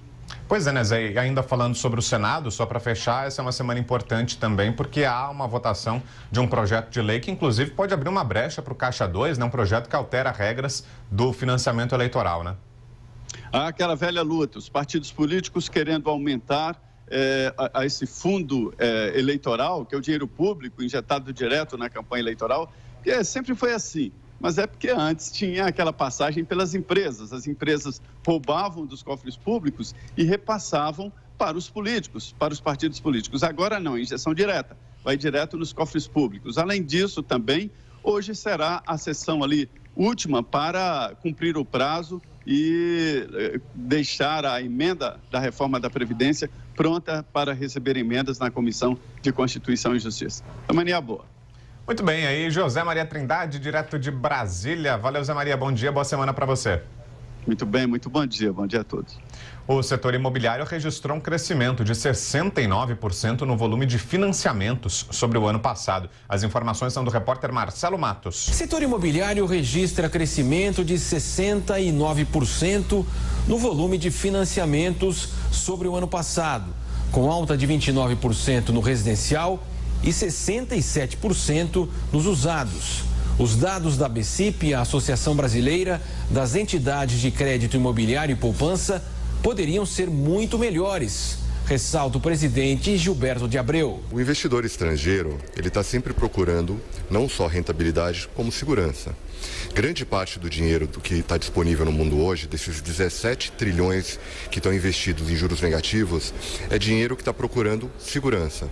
À medida que o Brasil perdeu o grau de investimento, ele sequer se qualifica a ser cogitado a trazer esse dinheiro. E é por isso que explica que grande parte desses investidores ainda está reticente em trazer dinheiro nesse momento. Na próxima quarta-feira, o Comitê de Política Monetária do Banco Central define a Selic. Com a inflação baixa e a economia estagnada, o mercado aguarda uma nova redução da taxa básica da economia, de 0,25% a 0,5%, para 5,75% ao ano ou 5,50%. O CEO da Cetim, Antônio Cetim, analisa uma conjuntura extremamente favorável para o setor. Hoje um papel, uma aplicação convencional vai render 5, 5,5, que seja 6. A hora que você tira 3,5 ou 4 de inflação, sobra 2 de juro real. A hora que você tira imposto de renda, sobra 1,5 de juro real. Então é 1,5 mais a inflação. Um aluguel hoje, aliás, historicamente, no Brasil e fora do Brasil, vale mais ou menos de 5 a 6% ao ano, mais inflação. Novas modalidades de financiamento anunciadas pela Caixa, via inflação IPCA e até pré-fixada, devem garantir mais fôlego e, ao mesmo tempo, atrair a participação dos bancos privados. O diretor do Departamento de Empréstimos e Financiamentos do Bradesco, Leandro José Diniz, avalia o ambiente futuro do mercado nacional. O FGTS ele vai continuar sendo importante e a própria indústria de incorporação, como o mercado financeiro, eles vão se adequando para esses desafios que a gente entende que o Brasil está num momento de evolução de confiança e a gente vai ter desafios positivos. Nos últimos 12 meses, até junho, foram lançados 104 mil unidades, uma alta de 12,5% na comparação com o mesmo período do ano passado.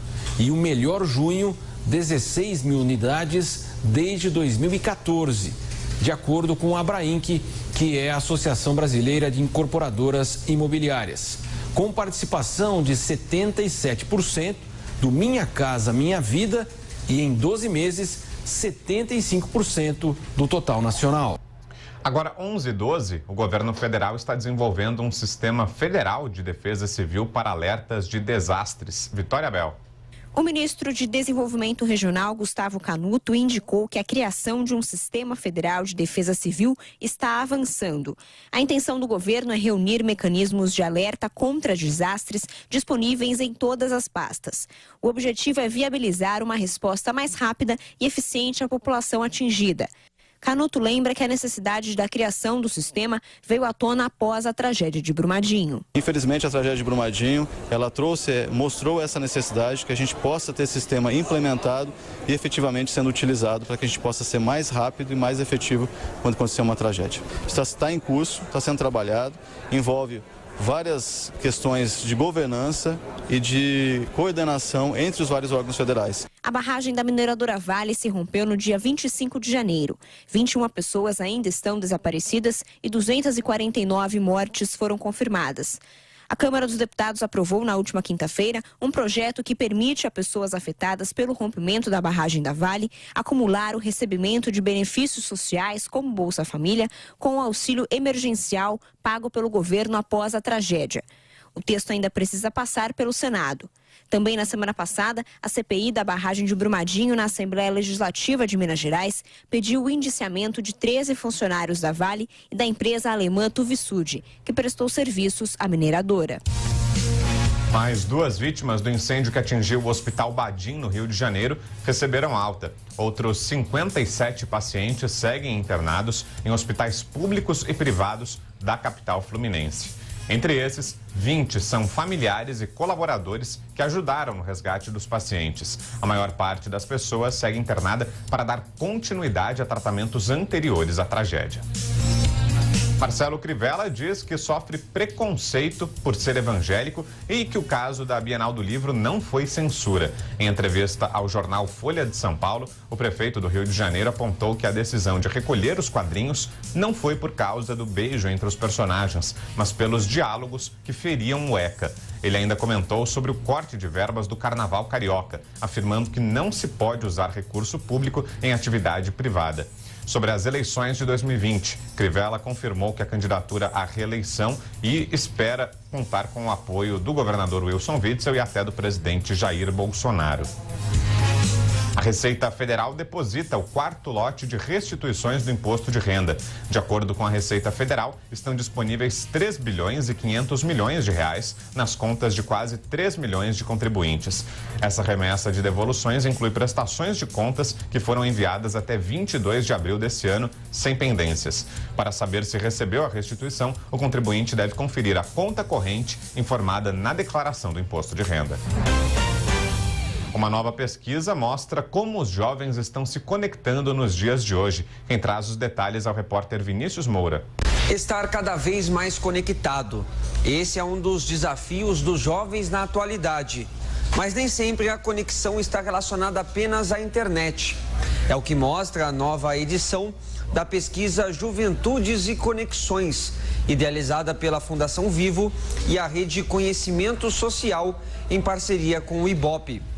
O estudo mostrou as diversas opções possíveis dos jovens se conectarem com o mundo real. Apesar do crescimento cada vez maior do uso da tecnologia, outras referências como a família, a escola e os professores servem de inspiração e na construção de outros pontos de vista e conhecimento. O diretor-presidente da Telefônica Vivo, Américo Matar, chamou atenção para este novo entendimento mais amplo do jovem com relação à conexão. Como algo para além só da tecnologia, para além só da internet, mas é estabelecimento de relações de aprendizagem, relações de cooperação com outros jovens, com outros atores do campo social, do campo da educação, do campo profissional e dos eixos que a pesquisa efetivamente aborda. A pesquisa ouviu 1.440 jovens entre 15 e 29 anos das classes A, B, C, D e E de todas as regiões do país. Os números apontam que o celular se tornou para mais de 90% dos jovens a principal fonte de conexão. A televisão, o videogame e os relógios conectados também aparecem como forma de conectividade.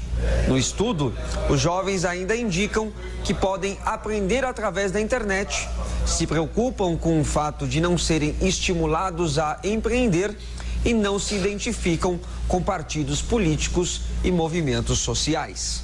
Agora o comentário de Rodrigo Constantino. Bom dia. Bom dia. A Folha de São Paulo trouxe nesse domingo em destaque um texto de opinião com o título "Por que cortar gastos não é a solução para o Brasil ter crescimento vigoroso?". Trata-se da velha e surrada teoria, entre aspas, de que a austeridade fiscal é inimiga do crescimento econômico, que o governo precisa investir e gastar mais para induzir o crescimento por meio do multiplicador fiscal. Seria a descoberta do moto perpétuo de crescimento. O governo gasta e investe aquilo que não tem, sem se preocupar com o déficit, e isso vai gerar mais crescimento ainda na iniciativa privada. O crescimento maior fará a arrecadação tributária subir e, por isso, não precisamos nos preocupar com os rombos do orçamento. Com base numa tese dessas, é realmente espantoso ainda existir em países pobres no mundo. O que os autores heterodoxos não explicam é como, justamente, na fase expansionista e irresponsável de Dilma, o país mergulhou na maior recessão da história recente. É mais ou menos como os ladrões que acabaram de realizar o maior roubo a banco de todos os tempos tentarem explicar que investir mais em segurança não é a solução e ainda culparem os outros pelo roubo que cometeram. Haja cara de pau. Claro que com tão pouca sustentação teórica ou empírica, os autores tinham que partir para teorias da conspiração. Abre aspas. A insistência em um diagnóstico e uma política equivocada reflete apenas uma fé cega ou estaria a serviço de determinados interesses econômicos e políticos, fecha aspas. Quem levanta tal suspeita é justamente a turma que adota a fé cega em ideologia e tem vários interesses econômicos e políticos na manutenção desse modelo atual falido, que leva aos altos juros e ao rentismo.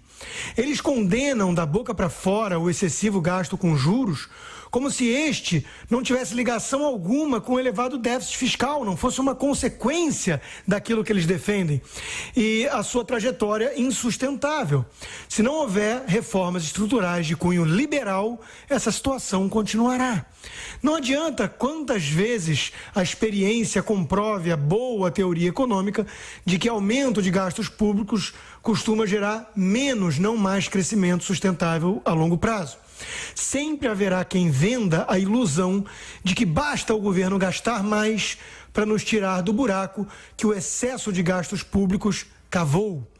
Ou acabamos de vez com as falácias da Unicamp, sim, os autores eram da Unicamp, ou a Unicamp acaba de vez com o Brasil. Quase conseguiu com Dilma, mas ainda não desistiram. A Receita Federal estuda reestruturação e alternativas para suportar a perda orçamentária. Em documento divulgado pela Folha de São Paulo, onde as mudanças são detalhadas, o órgão prevê o fechamento de agências e de superintendências. A redução de funções com menos níveis hierárquicos está sendo estudada pela diretoria do Fisco. Ainda existe a possibilidade de direcionar parte dos serviços para a internet, reduzindo custos e mantendo a eficiência aos contribuintes. O presidente Jair Bolsonaro avalia conceder graça a policiais condenados. A ideia é que o benefício seja publicado no Diário Oficial da União até o fim do ano. Em agosto, Bolsonaro havia afirmado que pretendia indultar policiais presos injustamente no país por pressão da mídia. A graça, assim como o indulto, é de competência do presidente da República e não pode ser concedida a condenados por crimes hediondos. Uma pesquisa aponta que Instagram e WhatsApp serão as principais mídias usadas para plantar notícias falsas nos Estados Unidos em 2020. Uma das razões, segundo os autores do estudo, é que a desinformação está cada vez mais baseada na produção de imagens. Para os pesquisadores da Universidade de Nova York, o Instagram não recebeu a devida atenção em relação ao fenômeno em 2016. Em 2020, os eleitores norte-americanos retornarão às urnas para escolher um novo presidente. Uma criança de 4 anos viralizou na internet tocando pandeiro. O destaque é do repórter Vitor Moraes.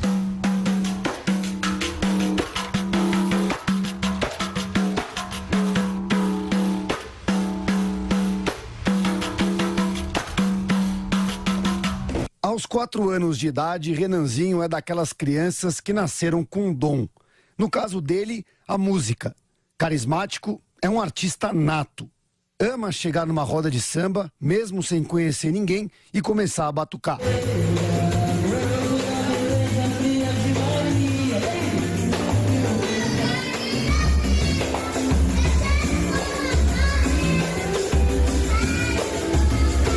A mãe do Renanzinho, Gleiciane Caetano de Souza, fala que o filho começou a tocar pandeiro com 8 meses de vida. Tudo que ele pegava, ele tirava som.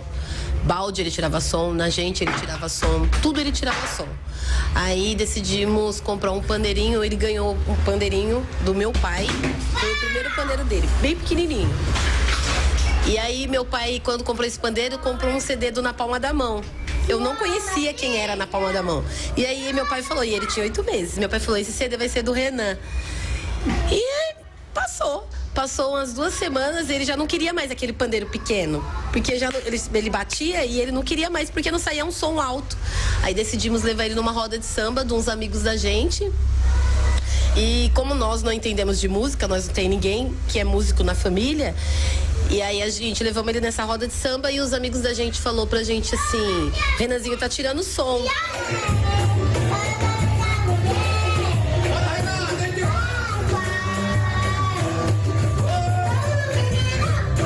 Segundo Gleiciane, o filho é ligado no 220. Só fica tranquilo mesmo quando pega o pandeiro. E ele assim, é o tempo todo desse jeito. O moleque é uma figura. Gleiciane conta que, apesar do assédio, sempre respeita a vontade do filho. Já tive propostas de cachê altíssimo e eu não aceito, porque eu faço o fechamento dele, mas eu sei o limite dele, ele não tem, eu já aviso antes. O Renan é uma criança, é no tempo dele, eu coloco, no máximo dele é 5 músicas que ele faz, pode ser que ele faça 1, pode ser que ele faça 2, pode ser que ele não queira fazer, você entendeu? Então, eu sou mãe dele, então eu sei o limite dele e o tempo dele. Eu não tô levando ele por dinheiro, eu levo ele porque é uma coisa dele, é um dom dele, é uma coisa que ele gosta, eu faço apenas um incentivo. Bom, então, para finalizar, vamos escutar um pouco mais do Renanzinho Batuqueiro.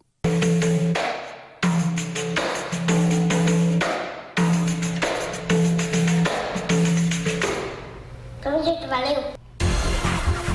Projeto de lei que muda as regras do fundo eleitoral volta à pauta do plenário do Senado amanhã, em turno único, apesar da falta de consenso. O texto, que tramita em regime de urgência, prevê exceções ao limite de gastos de campanhas e estabelece itens que podem ser usados nos recursos partidários. Um dos pontos mais polêmicos é a brecha para que se aumente o valor do financiamento público aos políticos. O relator da matéria, senador Everton Rocha, do PDT do Maranhão, nega que o projeto vá abrir a fronteira do fundo eleitoral. Uma parte dele é 30% dos recursos de emenda de bancada do ano da eleição, além da doação da União. O que está se fazendo é tirando esses 30% e deixando claro que ele é definido através da lei orçamentária anual. Então, essa discussão, se vai ser mais ou menos, é na hora da votação do orçamento, não é na hora da definição da regra. O Everton Rocha acrescenta que o dinheiro é necessário para que os partidos simplesmente façam política. No entanto, senadores contrários ao projeto querem uma análise minuciosa pela Comissão de Constituição e Justiça. A matéria passou pela Câmara dos Deputados na semana retrasada e parlamentares pedem mais tempo de análise. O senador Alessandro Vieira, do Cidadania de Sergipe, ressalta que a proposta não pode ser votada no afogadilho. O artigo 3362, Excelência, quando se pretenda a apreciação da matéria na segunda sessão deliberativa ordinária subsequente à aprovação do requerimento. Isso não é matéria que deva ser aprovada de afogadilho, senhor presidente. Foi aprovado na semana passada na Câmara dos Deputados. O senador Alessandro Vieira avalia que o projeto reduz a transparência partidária e pode comprometer verbas fundamentais da saúde e da educação. Em entrevista a Tiago Berraich, o advogado Alberto Luiz Rolo, especialista em direito eleitoral, alerta para outras mudanças que estão sendo discutidas. O aluguel de imóveis pelos partidos com esse dinheiro, talvez até a compra de imóveis com esse dinheiro, mas também falou-se muito esses dias sobre pagamento de prestação de serviços de contadores contadores e de advogados. Esse dinheiro teria que vir exclusivamente da iniciativa privada, seja de doações de pessoas físicas, seja do uso do dinheiro do próprio candidato, ou até estabelecer um limite para a doação de pessoa jurídica. O advogado Alberto Luiz Rolo lembra que os recursos eleitorais são 100% originários de dinheiro público, já que as doações privadas foram proibidas. Para valer nas eleições municipais de 2020, as alterações precisam ser publicadas até um ano antes do pleito, ou seja, no começo de outubro. Agora um rápido intervalo, daqui a pouco tem outras informações para você, não saia daí. Jovem Pan News. Jovem Pan.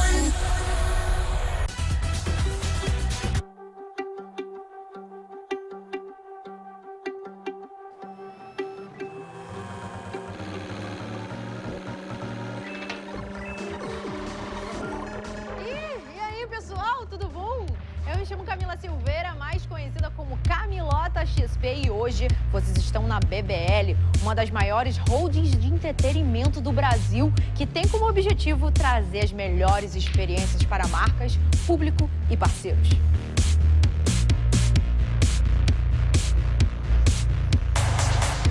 A nossa casa comporta muitas virtudes. Uma estrutura de 1.600 metros quadrados com 6 estúdios.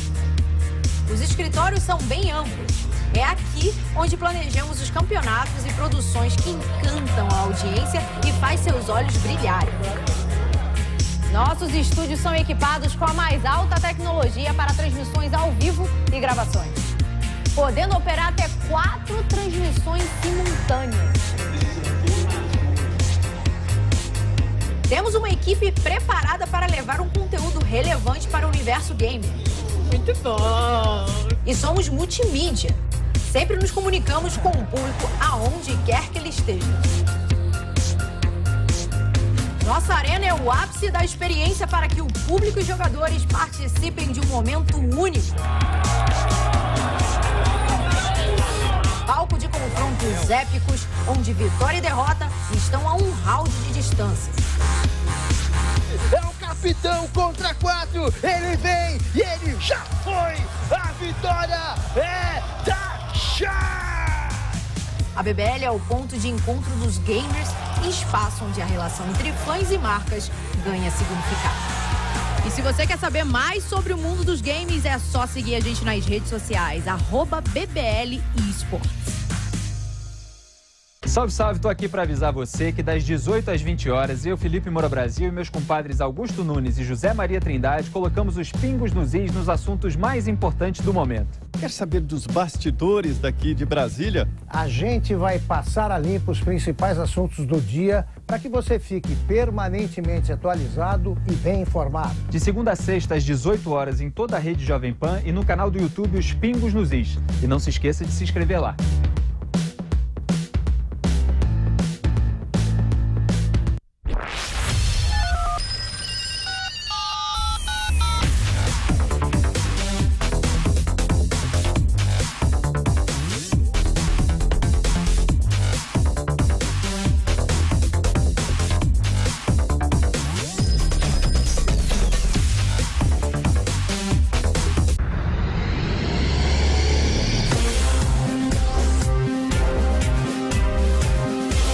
Esta é a Jovem Pan News. A rede da informação. Agora, 11h31, estamos de volta. O presidente Jair Bolsonaro lista medidas anunciadas pelo governo durante o período em que se recupera de cirurgia. O presidente utilizou as redes sociais nesse domingo para elencar as realizações da equipe na última semana. Ele destacou a liberação dos saques do FGTS, a ampliação de mercados de carne e leite no exterior e a Semana do Brasil. Bolsonaro está em repouso em um hospital de São Paulo, se recuperando da 4ª cirurgia realizada em razão da facada que levou durante a campanha eleitoral do ano passado e terá alta ainda hoje. O Poder Judiciário terá que ajustar o orçamento em 2020 para seguir com a ajuda do Executivo. Desde 2017, quando a lei do teto de gastos entrou em vigor, o Executivo pode ceder 0,25% do seu limite de despesas para os demais poderes. No entanto, caso os órgãos não limitem o avanço de gastos, o aporte pode encolher e no próximo ano chegar a 1,8 bilhão de reais. Esse valor, caso seja confirmado, pode comprometer os serviços da Justiça Federal e do Trabalho. Transtornos psiquiátricos causam o afastamento de pelo menos 43 policiais militares por dia no país. Um levantamento da TV Globo mostra que 16.026 agentes foram licenciados das atividades no ano passado. Entre os estados, o maior índice de afastamento por transtorno mental foi registrado no Rio de Janeiro, com 3.486 casos, média de 10 por dia. Em São Paulo, a taxa é menor, 2 por dia. Porém, o aumento no número de suicídios de militares, de 20 em 2017 para 36 no ano passado, causa preocupação. Agora são 11h33, você está acompanhando aqui o Jornal da Manhã, segunda edição, e a partir de agora também para você que nos acompanha aqui em São Paulo, em AM 620. Eu lembro que você nos assiste pelo YouTube no nosso canal Jovem Pan News e a partir de agora nos ouve também aqui em São Paulo, junto com toda a rede Jovem Pan News. Para você que chega agora, um resumo, as 10 principais notícias dessa manhã de segunda-feira.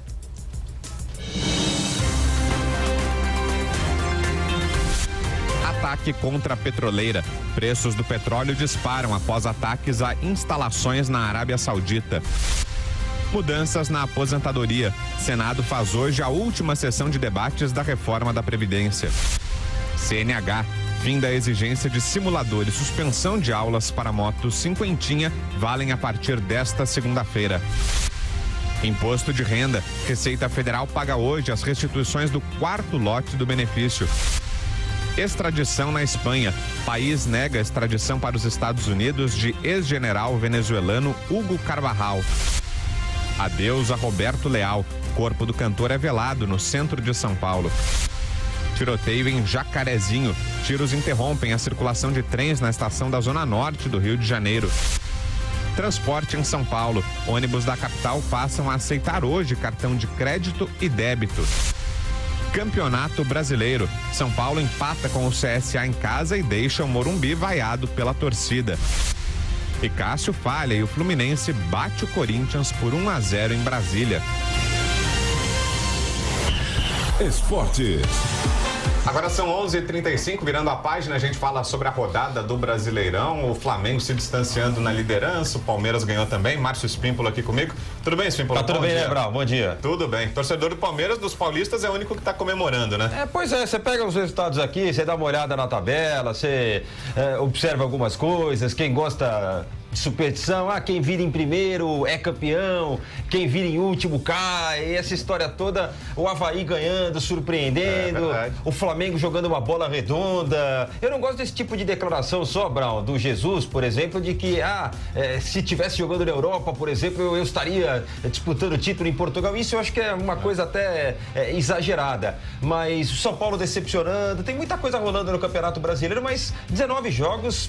Muita coisa vai passar embaixo dessa ponte ainda, né? Pois é, tem muito ponto ainda em disputa, mas o Palmeiras conseguiu um resultado bacana, né? Com certeza. Com o Mano, era evidente que melhoraria um pouco, né? Porque o Mano é bom técnico, né? Acho que a decepção, até pela situação do Fluminense, o Corinthians poderia ter conquistado coisa melhor. O Cássio tomou um frango, né? Pois é, foi feia aquela cena. Não pode tomar. No aquecimento, a bola quica no gramado esburacado e pega no rosto do Cássio, né? Não sei chegou até a virar dúvida pro jogo, foi meio atordoado, não se sabia se ele ia entrar, né? Ele foi atendido ali minutos antes da bola rolar. Diz que isso não atrapalhou, ele assumiu o erro, assumiu que falhou, um goleiro desse nível. Até no aeroporto tem imagem que vazou, né? Depois, no início da noite, torcedores do Fluminense brincando com ele, Cássio, obrigado, tal. A ação faz parte do futebol. E pro Fluminense foi importantíssimo, saiu da zona, né? Com essa vitória. Claro, vira o turno longe do rebaixamento, empurra o Cruzeiro, vai ficar nessa briga, né? Esses times vão sofrer muito no segundo turno do Campeonato Brasileiro, né? Tem o Goiás também, que tá numa descendente, queda livre, despencando, né? O Avaí ganhou, mas é um time que no primeiro turno foi ganhar nas últimas rodadas do campeonato, né? O Corinthians sofreu no jogo contra o Avaí, mas é um time que certamente cairá, né? O Fortaleza, quando o Rogério saiu, piorou também, né? Agora, quem não é pra estar lá pelo time que tem, pelos investimentos, é o Cruzeiro, né? Pois é. E agora com o Rogério Ceni, né? O Rogério chegou, mas por enquanto ainda não tá conseguindo. Tem muita coisa pra arrumar, né? Claro. Mas por enquanto tá difícil. É um time que tem decepcionado muito, não tem conseguido pontos. Perder pro Palmeiras no Allianz Parque é normal. né? Você vai perder pontos pro Palmeiras em casa. Mas o Cruzeiro decepcionou demais nas primeiras rodadas do campeonato e não é para estar nessa situação. Quem tem perdido muitos pontos no Morumbi, Brau, é o São Paulo. Sim, Isso vai fazer muita falta lá na frente. Eu tenho muitos amigos que foram ao Morumbi. Não sei se você pode entregar. Estava lá também. Então, o Brau foi ao Morumbi e viu que o São Paulo não tem jogado uma bola redonda com seus principais jogadores em campo, tem decepcionado e esses pontos, na minha opinião, já tiraram o São Paulo da briga pelo título. Agora é Libertadores, né? Agora ficou para Libertadores e lembrando que é importante ficar entre os 4 primeiros porque garantem a vaga direta na Libertadores, né? Não tem aquela chamada pré-Libertadores. Que eliminou o São Paulo esse ano. Caiu esse ano justamente nessa fase. Mas a bola do São Paulo, nesses últimos 4, 5 jogos, tem sido desse tamanho. Na volta da Copa América, o São Paulo jogou um bom futebol. Mas parece que aquele caso de amor, aquela lua de mel também já terminou. O São Paulo já voltou. Montanha-russa, né, a campanha do São Paulo. Já vem de alguns anos, já está na descida de novo. O São Paulo piorou novamente. Flamengo e Santos, um belo jogo no sábado, né?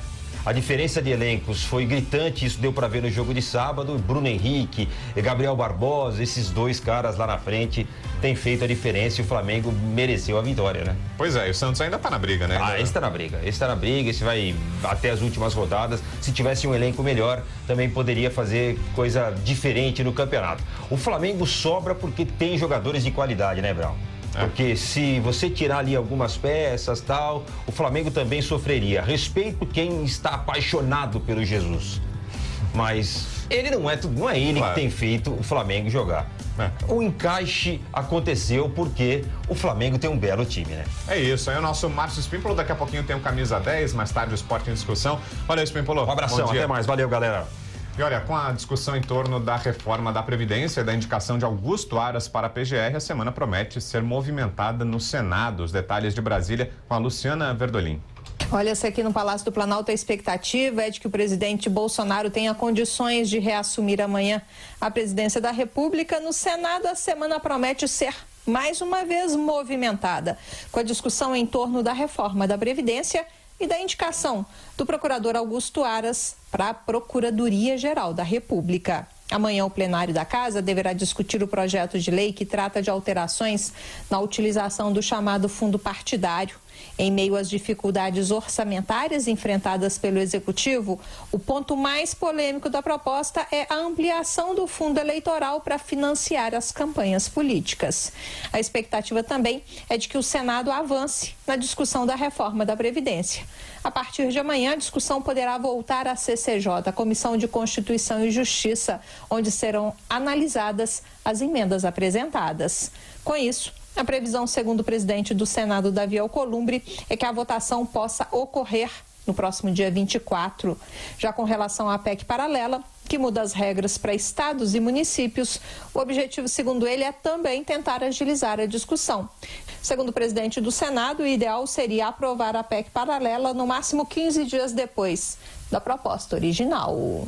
Se a gente perder 15 ou 20 dias em relação a 133, a gente acaba inviabilizando encaminhar ela para a Câmara ainda esse ano e tentar com que a Câmara, nas 40 sessões, possa analisar em plenário, porque são 40 sessões pelo regimento da Câmara, que é mais complexo um pouco que o do Senado, mas pode marcar sessão de manhã e de tarde.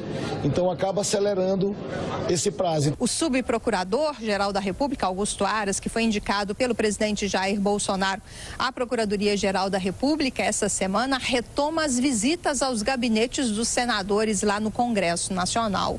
A expectativa, no entanto, é de que a indicação só seja discutida na próxima semana. O mandato da Procuradora-Geral da República, Raquel Dodge, termina agora no início dessa semana. Ela será substituída até a aprovação de Aras pelo vice-presidente do Conselho Superior do Ministério Público, Alcides Martins. De Brasília, Luciana Verdolim. 11h41, o relator da reforma tributária na Câmara, Agnaldo Ribeiro, acredita que a proposta dos estados converge com a PEC 45 e estima a entrega do relatório até o começo de novembro. Vitória Abel.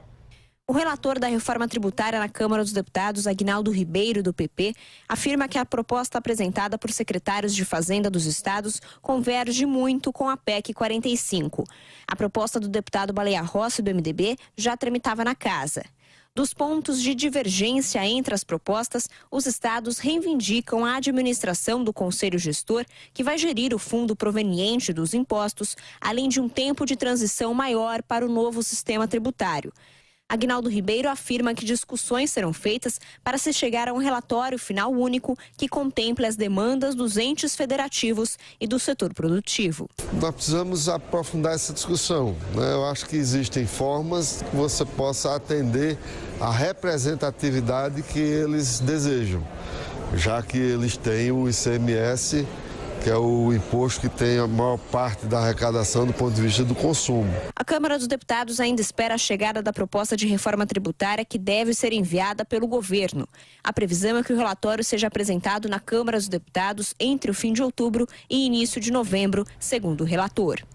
O presidente dos Estados Unidos, Donald Trump, confirmou a morte do filho de Osama Bin Laden em uma ação contra o terrorismo. Renato Barcelos. O presidente norte-americano Donald Trump confirmou que Hamza Bin Laden, herdeiro designado de Osama Bin Laden, foi morto numa operação de combate ao terrorismo na fronteira entre o Afeganistão e o Paquistão. Em um comunicado divulgado pela Casa Branca, Donald Trump disse que a perda de Hamza Bin Laden não apenas priva a Al-Qaeda de importantes ações de liderança e da conexão simbólica com seu pai, como também prejudica importantes atividades operacionais do grupo. A morte de Hamza Bin Laden, o filho do fundador da Al-Qaeda, já tinha sido confirmada a partir de informações dos serviços secretos a que os Estados Unidos tiveram acesso previamente. As causas da morte de Hamza, que na sua última aparição pública apelou à revolta na Península Arábica, não foram reveladas. Hamza Bin Laden, que teria cerca de 30 anos, era considerado o herdeiro do líder terrorista responsável pelos ataques de 11 de setembro de 2001, que acabou por ser morto pelas forças especiais norte-americanas no Paquistão em 2011. A Polícia Civil de São Paulo prendeu nesse domingo o traficante internacional André do Rap, que é apontado como um dos líderes do PCC e procurado pela Interpol por sua ligação com a máfia italiana. Marcelo Matos. O empresário dono de uma lancha de 6 milhões de reais e, ao mesmo tempo, proprietário unicamente de uma moto 125 cilindradas. E a sede do seu negócio localizada num casarão abandonado no centro de Santos. Fatores que chamaram a atenção da polícia e levaram à prisão de um traficante com ramificação juntamente à máfia italiana. A polícia afirma que André de Oliveira Macedo, André do Rap, tinha cargo de confiança no PCC na venda de cocaína para a Europa. Nos últimos 3 meses, a investigação monitorou sua vida de luxo. Além da lancha, ele comprou uma mansão em nome de um terceiro de 22 milhões de reais e possuía um helicóptero à disposição. Os policiais o prenderam ao lado de outros 3 criminosos, todos procurados pela justiça. Ressalta o delegado-diretor do DOP, o Departamento de Operações Policiais Estratégicas, Oswaldo Nico Gonçalves. É a terceira prisão super importante que a Polícia Civil faz já esse ano sobre esse pessoal aí do crime organizado, né? Isso vai desmontar bem sempre o tráfico internacional. Nós recebemos informações do exterior e acabou com a prisão do André do Rap. Hoje, nessa madrugada agora em Angra dos Reis. O criminoso foi trazido a São Paulo no helicóptero que usava no Rio de Janeiro. E a polícia sustenta que há outro de sua propriedade no Campo de Marte. O delegado Fábio Pinheiro, da divisão antissequestro do DOP, explica a exportação de droga à Europa. Ele é um dos que encabeça o envio de droga para a Europa, de cocaína. Essa cocaína vai via Porto de Santos para um porto na Calábria chamado Joia Tauro, e de lá ela é distribuída para a Europa inteira. André do Rap era procurado por tráfico internacional desde 2013 por quadrilha que usava contêineres para transportar cocaína pura do Porto de Santos para a Europa, África e também Cuba. O preço do petróleo tem a maior alta desde 1991, depois de um ataque a uma usina na Arábia Saudita. Vamos direto a Nova York com a nossa correspondente Mariana Jangiacomo. Mariana, os Estados Unidos adotaram algumas medidas emergenciais para tentar conter essa alta, mas mesmo assim os preços subiram. É isso mesmo? Bom dia. Olá, bom dia a todos. O presidente dos Estados Unidos, Donald Trump, autorizou a liberação de petróleo da reserva estratégica de petróleo em quantidades suficientes para manter os mercados abastecidos. Mas olha só, na abertura do mercado em Londres, o preço do barril do petróleo chegou a subir quase 20%. E aqui nos Estados Unidos, a alta foi de cerca de 15%.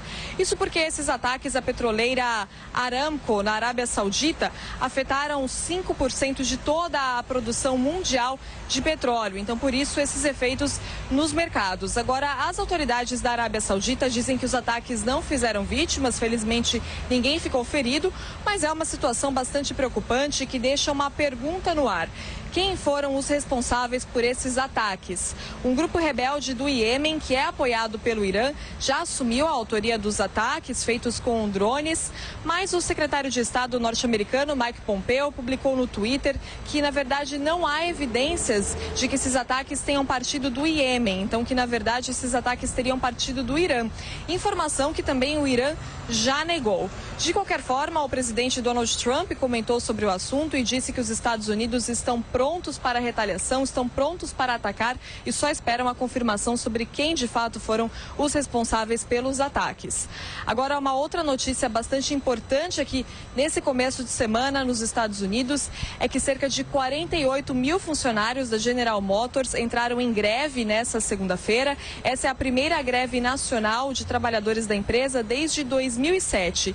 E o que esses trabalhadores, junto à União dos Trabalhadores da Indústria Automobilística, que é uma espécie de sindicato, querem é que a empresa desista de fechar montadoras em Ohio e em Michigan, e também os trabalhadores, é claro, lutam por melhores salários. Agora, o que a GM diz é que o fechamento dessas montadoras se deve a mudanças naturais do mercado e que está negociando sim com o sindicato, com a União, como formas alternativas de manter os trabalhos desses funcionários. A GM também diz que ofereceu à União mais de 7 bilhões de dólares em novos investimentos, 5.400 empregos. E essa é uma questão que preocupa bastante aqui, inclusive até o presidente Donald Trump foi ao Twitter comentar sobre esse assunto. O Trump disse o seguinte: fechem logo um acordo, GM e sindicato e União. Por quê? Porque esse tipo de greve pode ameaçar não só a indústria automobilística, mas também toda a economia nacional, já que se trata de uma empresa gigantesca, A gente está falando de 48 mil funcionários. A União e a empresa GM devem continuar conversando na manhã dessa segunda-feira e eu continuo aqui acompanhando, assim como todos os jornais, toda a imprensa norte-americana, todo mundo bastante ansioso para saber quais vão ser os próximos passos dessa negociação que deve afetar toda a economia dos Estados Unidos. De Nova York, Mariana Giacomo. Valeu, Mariana. Milhares de eleitores estão recebendo um e-mail falso em nome da Justiça Eleitoral. Quem traz mais detalhes sobre esse novo golpe é o repórter Daniel Lian. Um e-mail falso enviado para milhares de eleitores fez a Justiça Eleitoral alertar a população. Muitas pessoas estão entrando em contato com a instituição relatando terem recebido mensagens através de correio eletrônico ou via aplicativos de smartphones, informando que seus títulos de eleitor seriam cancelados. Esses comunicados pedem que o cidadão atualize a sua situação cadastral por meio de um link de origem duvidosa. Entretanto, essas mensagens são falsas e provavelmente usadas por criminosos a fim de coletar informações e dados sigilosos que podem, consequentemente, ser utilizados em golpes. É importante frisar que a Justiça Eleitoral nunca usa e-mails ou torpedos por celulares para fazer comunicados aos eleitores. Apenas os inscritos como mesários podem receber avisos eletrônicos enviados por alguns tribunais regionais eleitorais e, mesmo assim, somente mediante prévia e específica autorização do interessado. Para consultar a sua situação cadastral, o eleitor precisa se dirigir ao cartório eleitoral mais próximo ou acessar o portal do Tribunal Superior Eleitoral na internet. A página contém a seção Serviços ao Eleitor, onde é possível verificar a situação cadastral do título, validar documentos e consultar o local de votação. O TSE ressalta que não autoriza nenhuma outra instituição a enviar comunicados eletrônicos em seu nome. Quaisquer mensagens de e-mail ou aplicativos de smartphones que apontem terem sido encaminhadas pela Justiça Eleitoral devem ser ignoradas e apagadas, com cuidado de não se clicar nos links nem acessar os respectivos endereços eletrônicos. Policial militar aborda motorista e é recebido com socos e chutes em Santa Catarina. Quem traz as informações é Lene Junsec.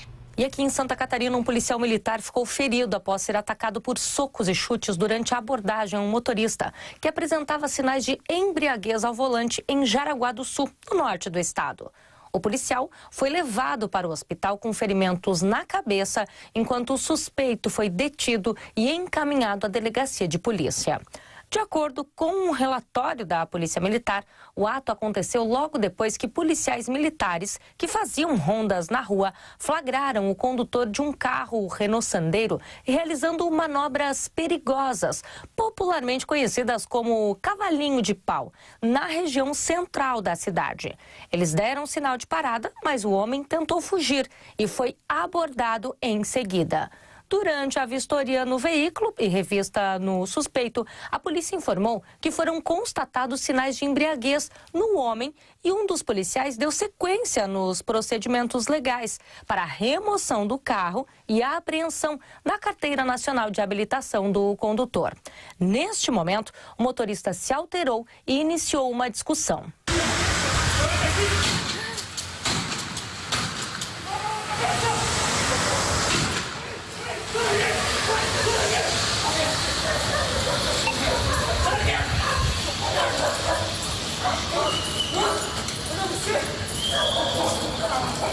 O motorista só foi algemado com a chegada de reforço policial. O policial ferido foi conduzido para o hospital e passou por uma série de exames.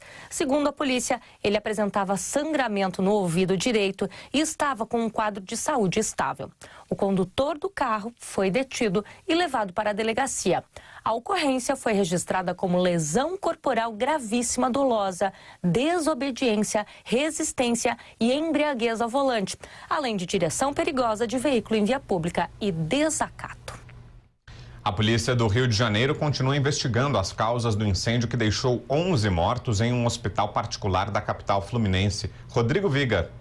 Seguem as investigações da polícia do Rio de Janeiro para tentar descobrir as causas do incêndio no Hospital Badim na semana passada, que vitimou 11 pacientes. Já se sabe que o incêndio começou no gerador que ficava no subsolo do hospital particular no bairro do Maracanã, na zona norte da capital. Mas algo que intriga a polícia do Rio de Janeiro, que teria causado esse incêndio no gerador do Hospital Badim. Algumas hipóteses estão sendo estudadas, analisadas, até mesmo a possibilidade de ter havido uma falha no projeto, uma falha na confecção do gerador. A fumaça do incêndio no gerador se alastrou, se espalhou rapidamente, atingindo os andares superiores do Hospital Badim, onde estavam internadas muitas pessoas, inclusive nas unidades semi-intensiva e de tratamento intensivo. 11 pessoas morreram, todas idosas, com idade entre 66 e 96 anos de idade. Os corpos começaram a ser sepultados na última sexta-feira, um dia após a tragédia. A polícia do Rio de Janeiro, com apoio da Defesa Civil do Corpo de Bombeiros, também investiga detalhes sobre o projeto do Hospital Badim, que recentemente passou por reformas e também por um processo de expansão. Como a fumaça se alastrou rapidamente, há suspeitas de que havia problemas no projeto com relação à chamada área de ventilação do hospital particular da zona norte da capital. Mais de 50 pessoas ainda permanecem internadas em hospitais públicos e privados aqui do Rio de Janeiro. A maioria dando sequência aos tratamentos que vinham realizando no Hospital Badim. 3 funcionários do Hospital Badim que ajudaram no socorro às vítimas na última quinta-feira estão internados em estado grave. Do Rio de Janeiro, Rodrigo Viga. Após interpretar parto para pais surdos, profissional de Libra é convidada para ser madrinha do bebê. Direto para Bauru, no interior de São Paulo, o destaque é de Alexandre Pitoli. Bom dia, Pitoli. Bom dia para você que acompanha a segunda edição do Jornal da Manhã. Recentemente divulgamos aqui no Jornal da Manhã, segunda edição, o parto do bebê Paulinho, que aconteceu no Hospital Materno Infantil de Marília, no interior de São Paulo. Um parto diferente. Isso porque a equipe médica optou por convidar para participar deste parto uma intérprete de Libras, a Lucy Fiorentino. Tudo isso porque Marcelo Souza e Eliane Aparecida, pais do bebê Paulinho, são surdos, e quem fez toda a comunicação durante o parto com a mãe e com o pai do bebê Paulinho foi a Lucy. Por conta disso, e depois da avaliação muito positiva por parte dos médicos desta participação inusitada da Lucy, os pais da criança optaram por convidar para que essa intérprete, a Lucy Fiorentino, seja então a madrinha da criança. História que tem sempre um final feliz, é bom de contar. Alexandre Pitoli, para a Rede Jovem Pan. E assim a gente encerra a edição desta segunda-feira do Jornal da Manhã, segunda edição. Como sempre, agradecendo muito a você pela sua companhia, pelo carinho da sua audiência. Continue ligado, na sequência vem aí o Camisa 10 e você pode assistir também aqui no YouTube, no canal Jovem Pan Esportes. Bom dia para você, até mais. Jovem Pan News.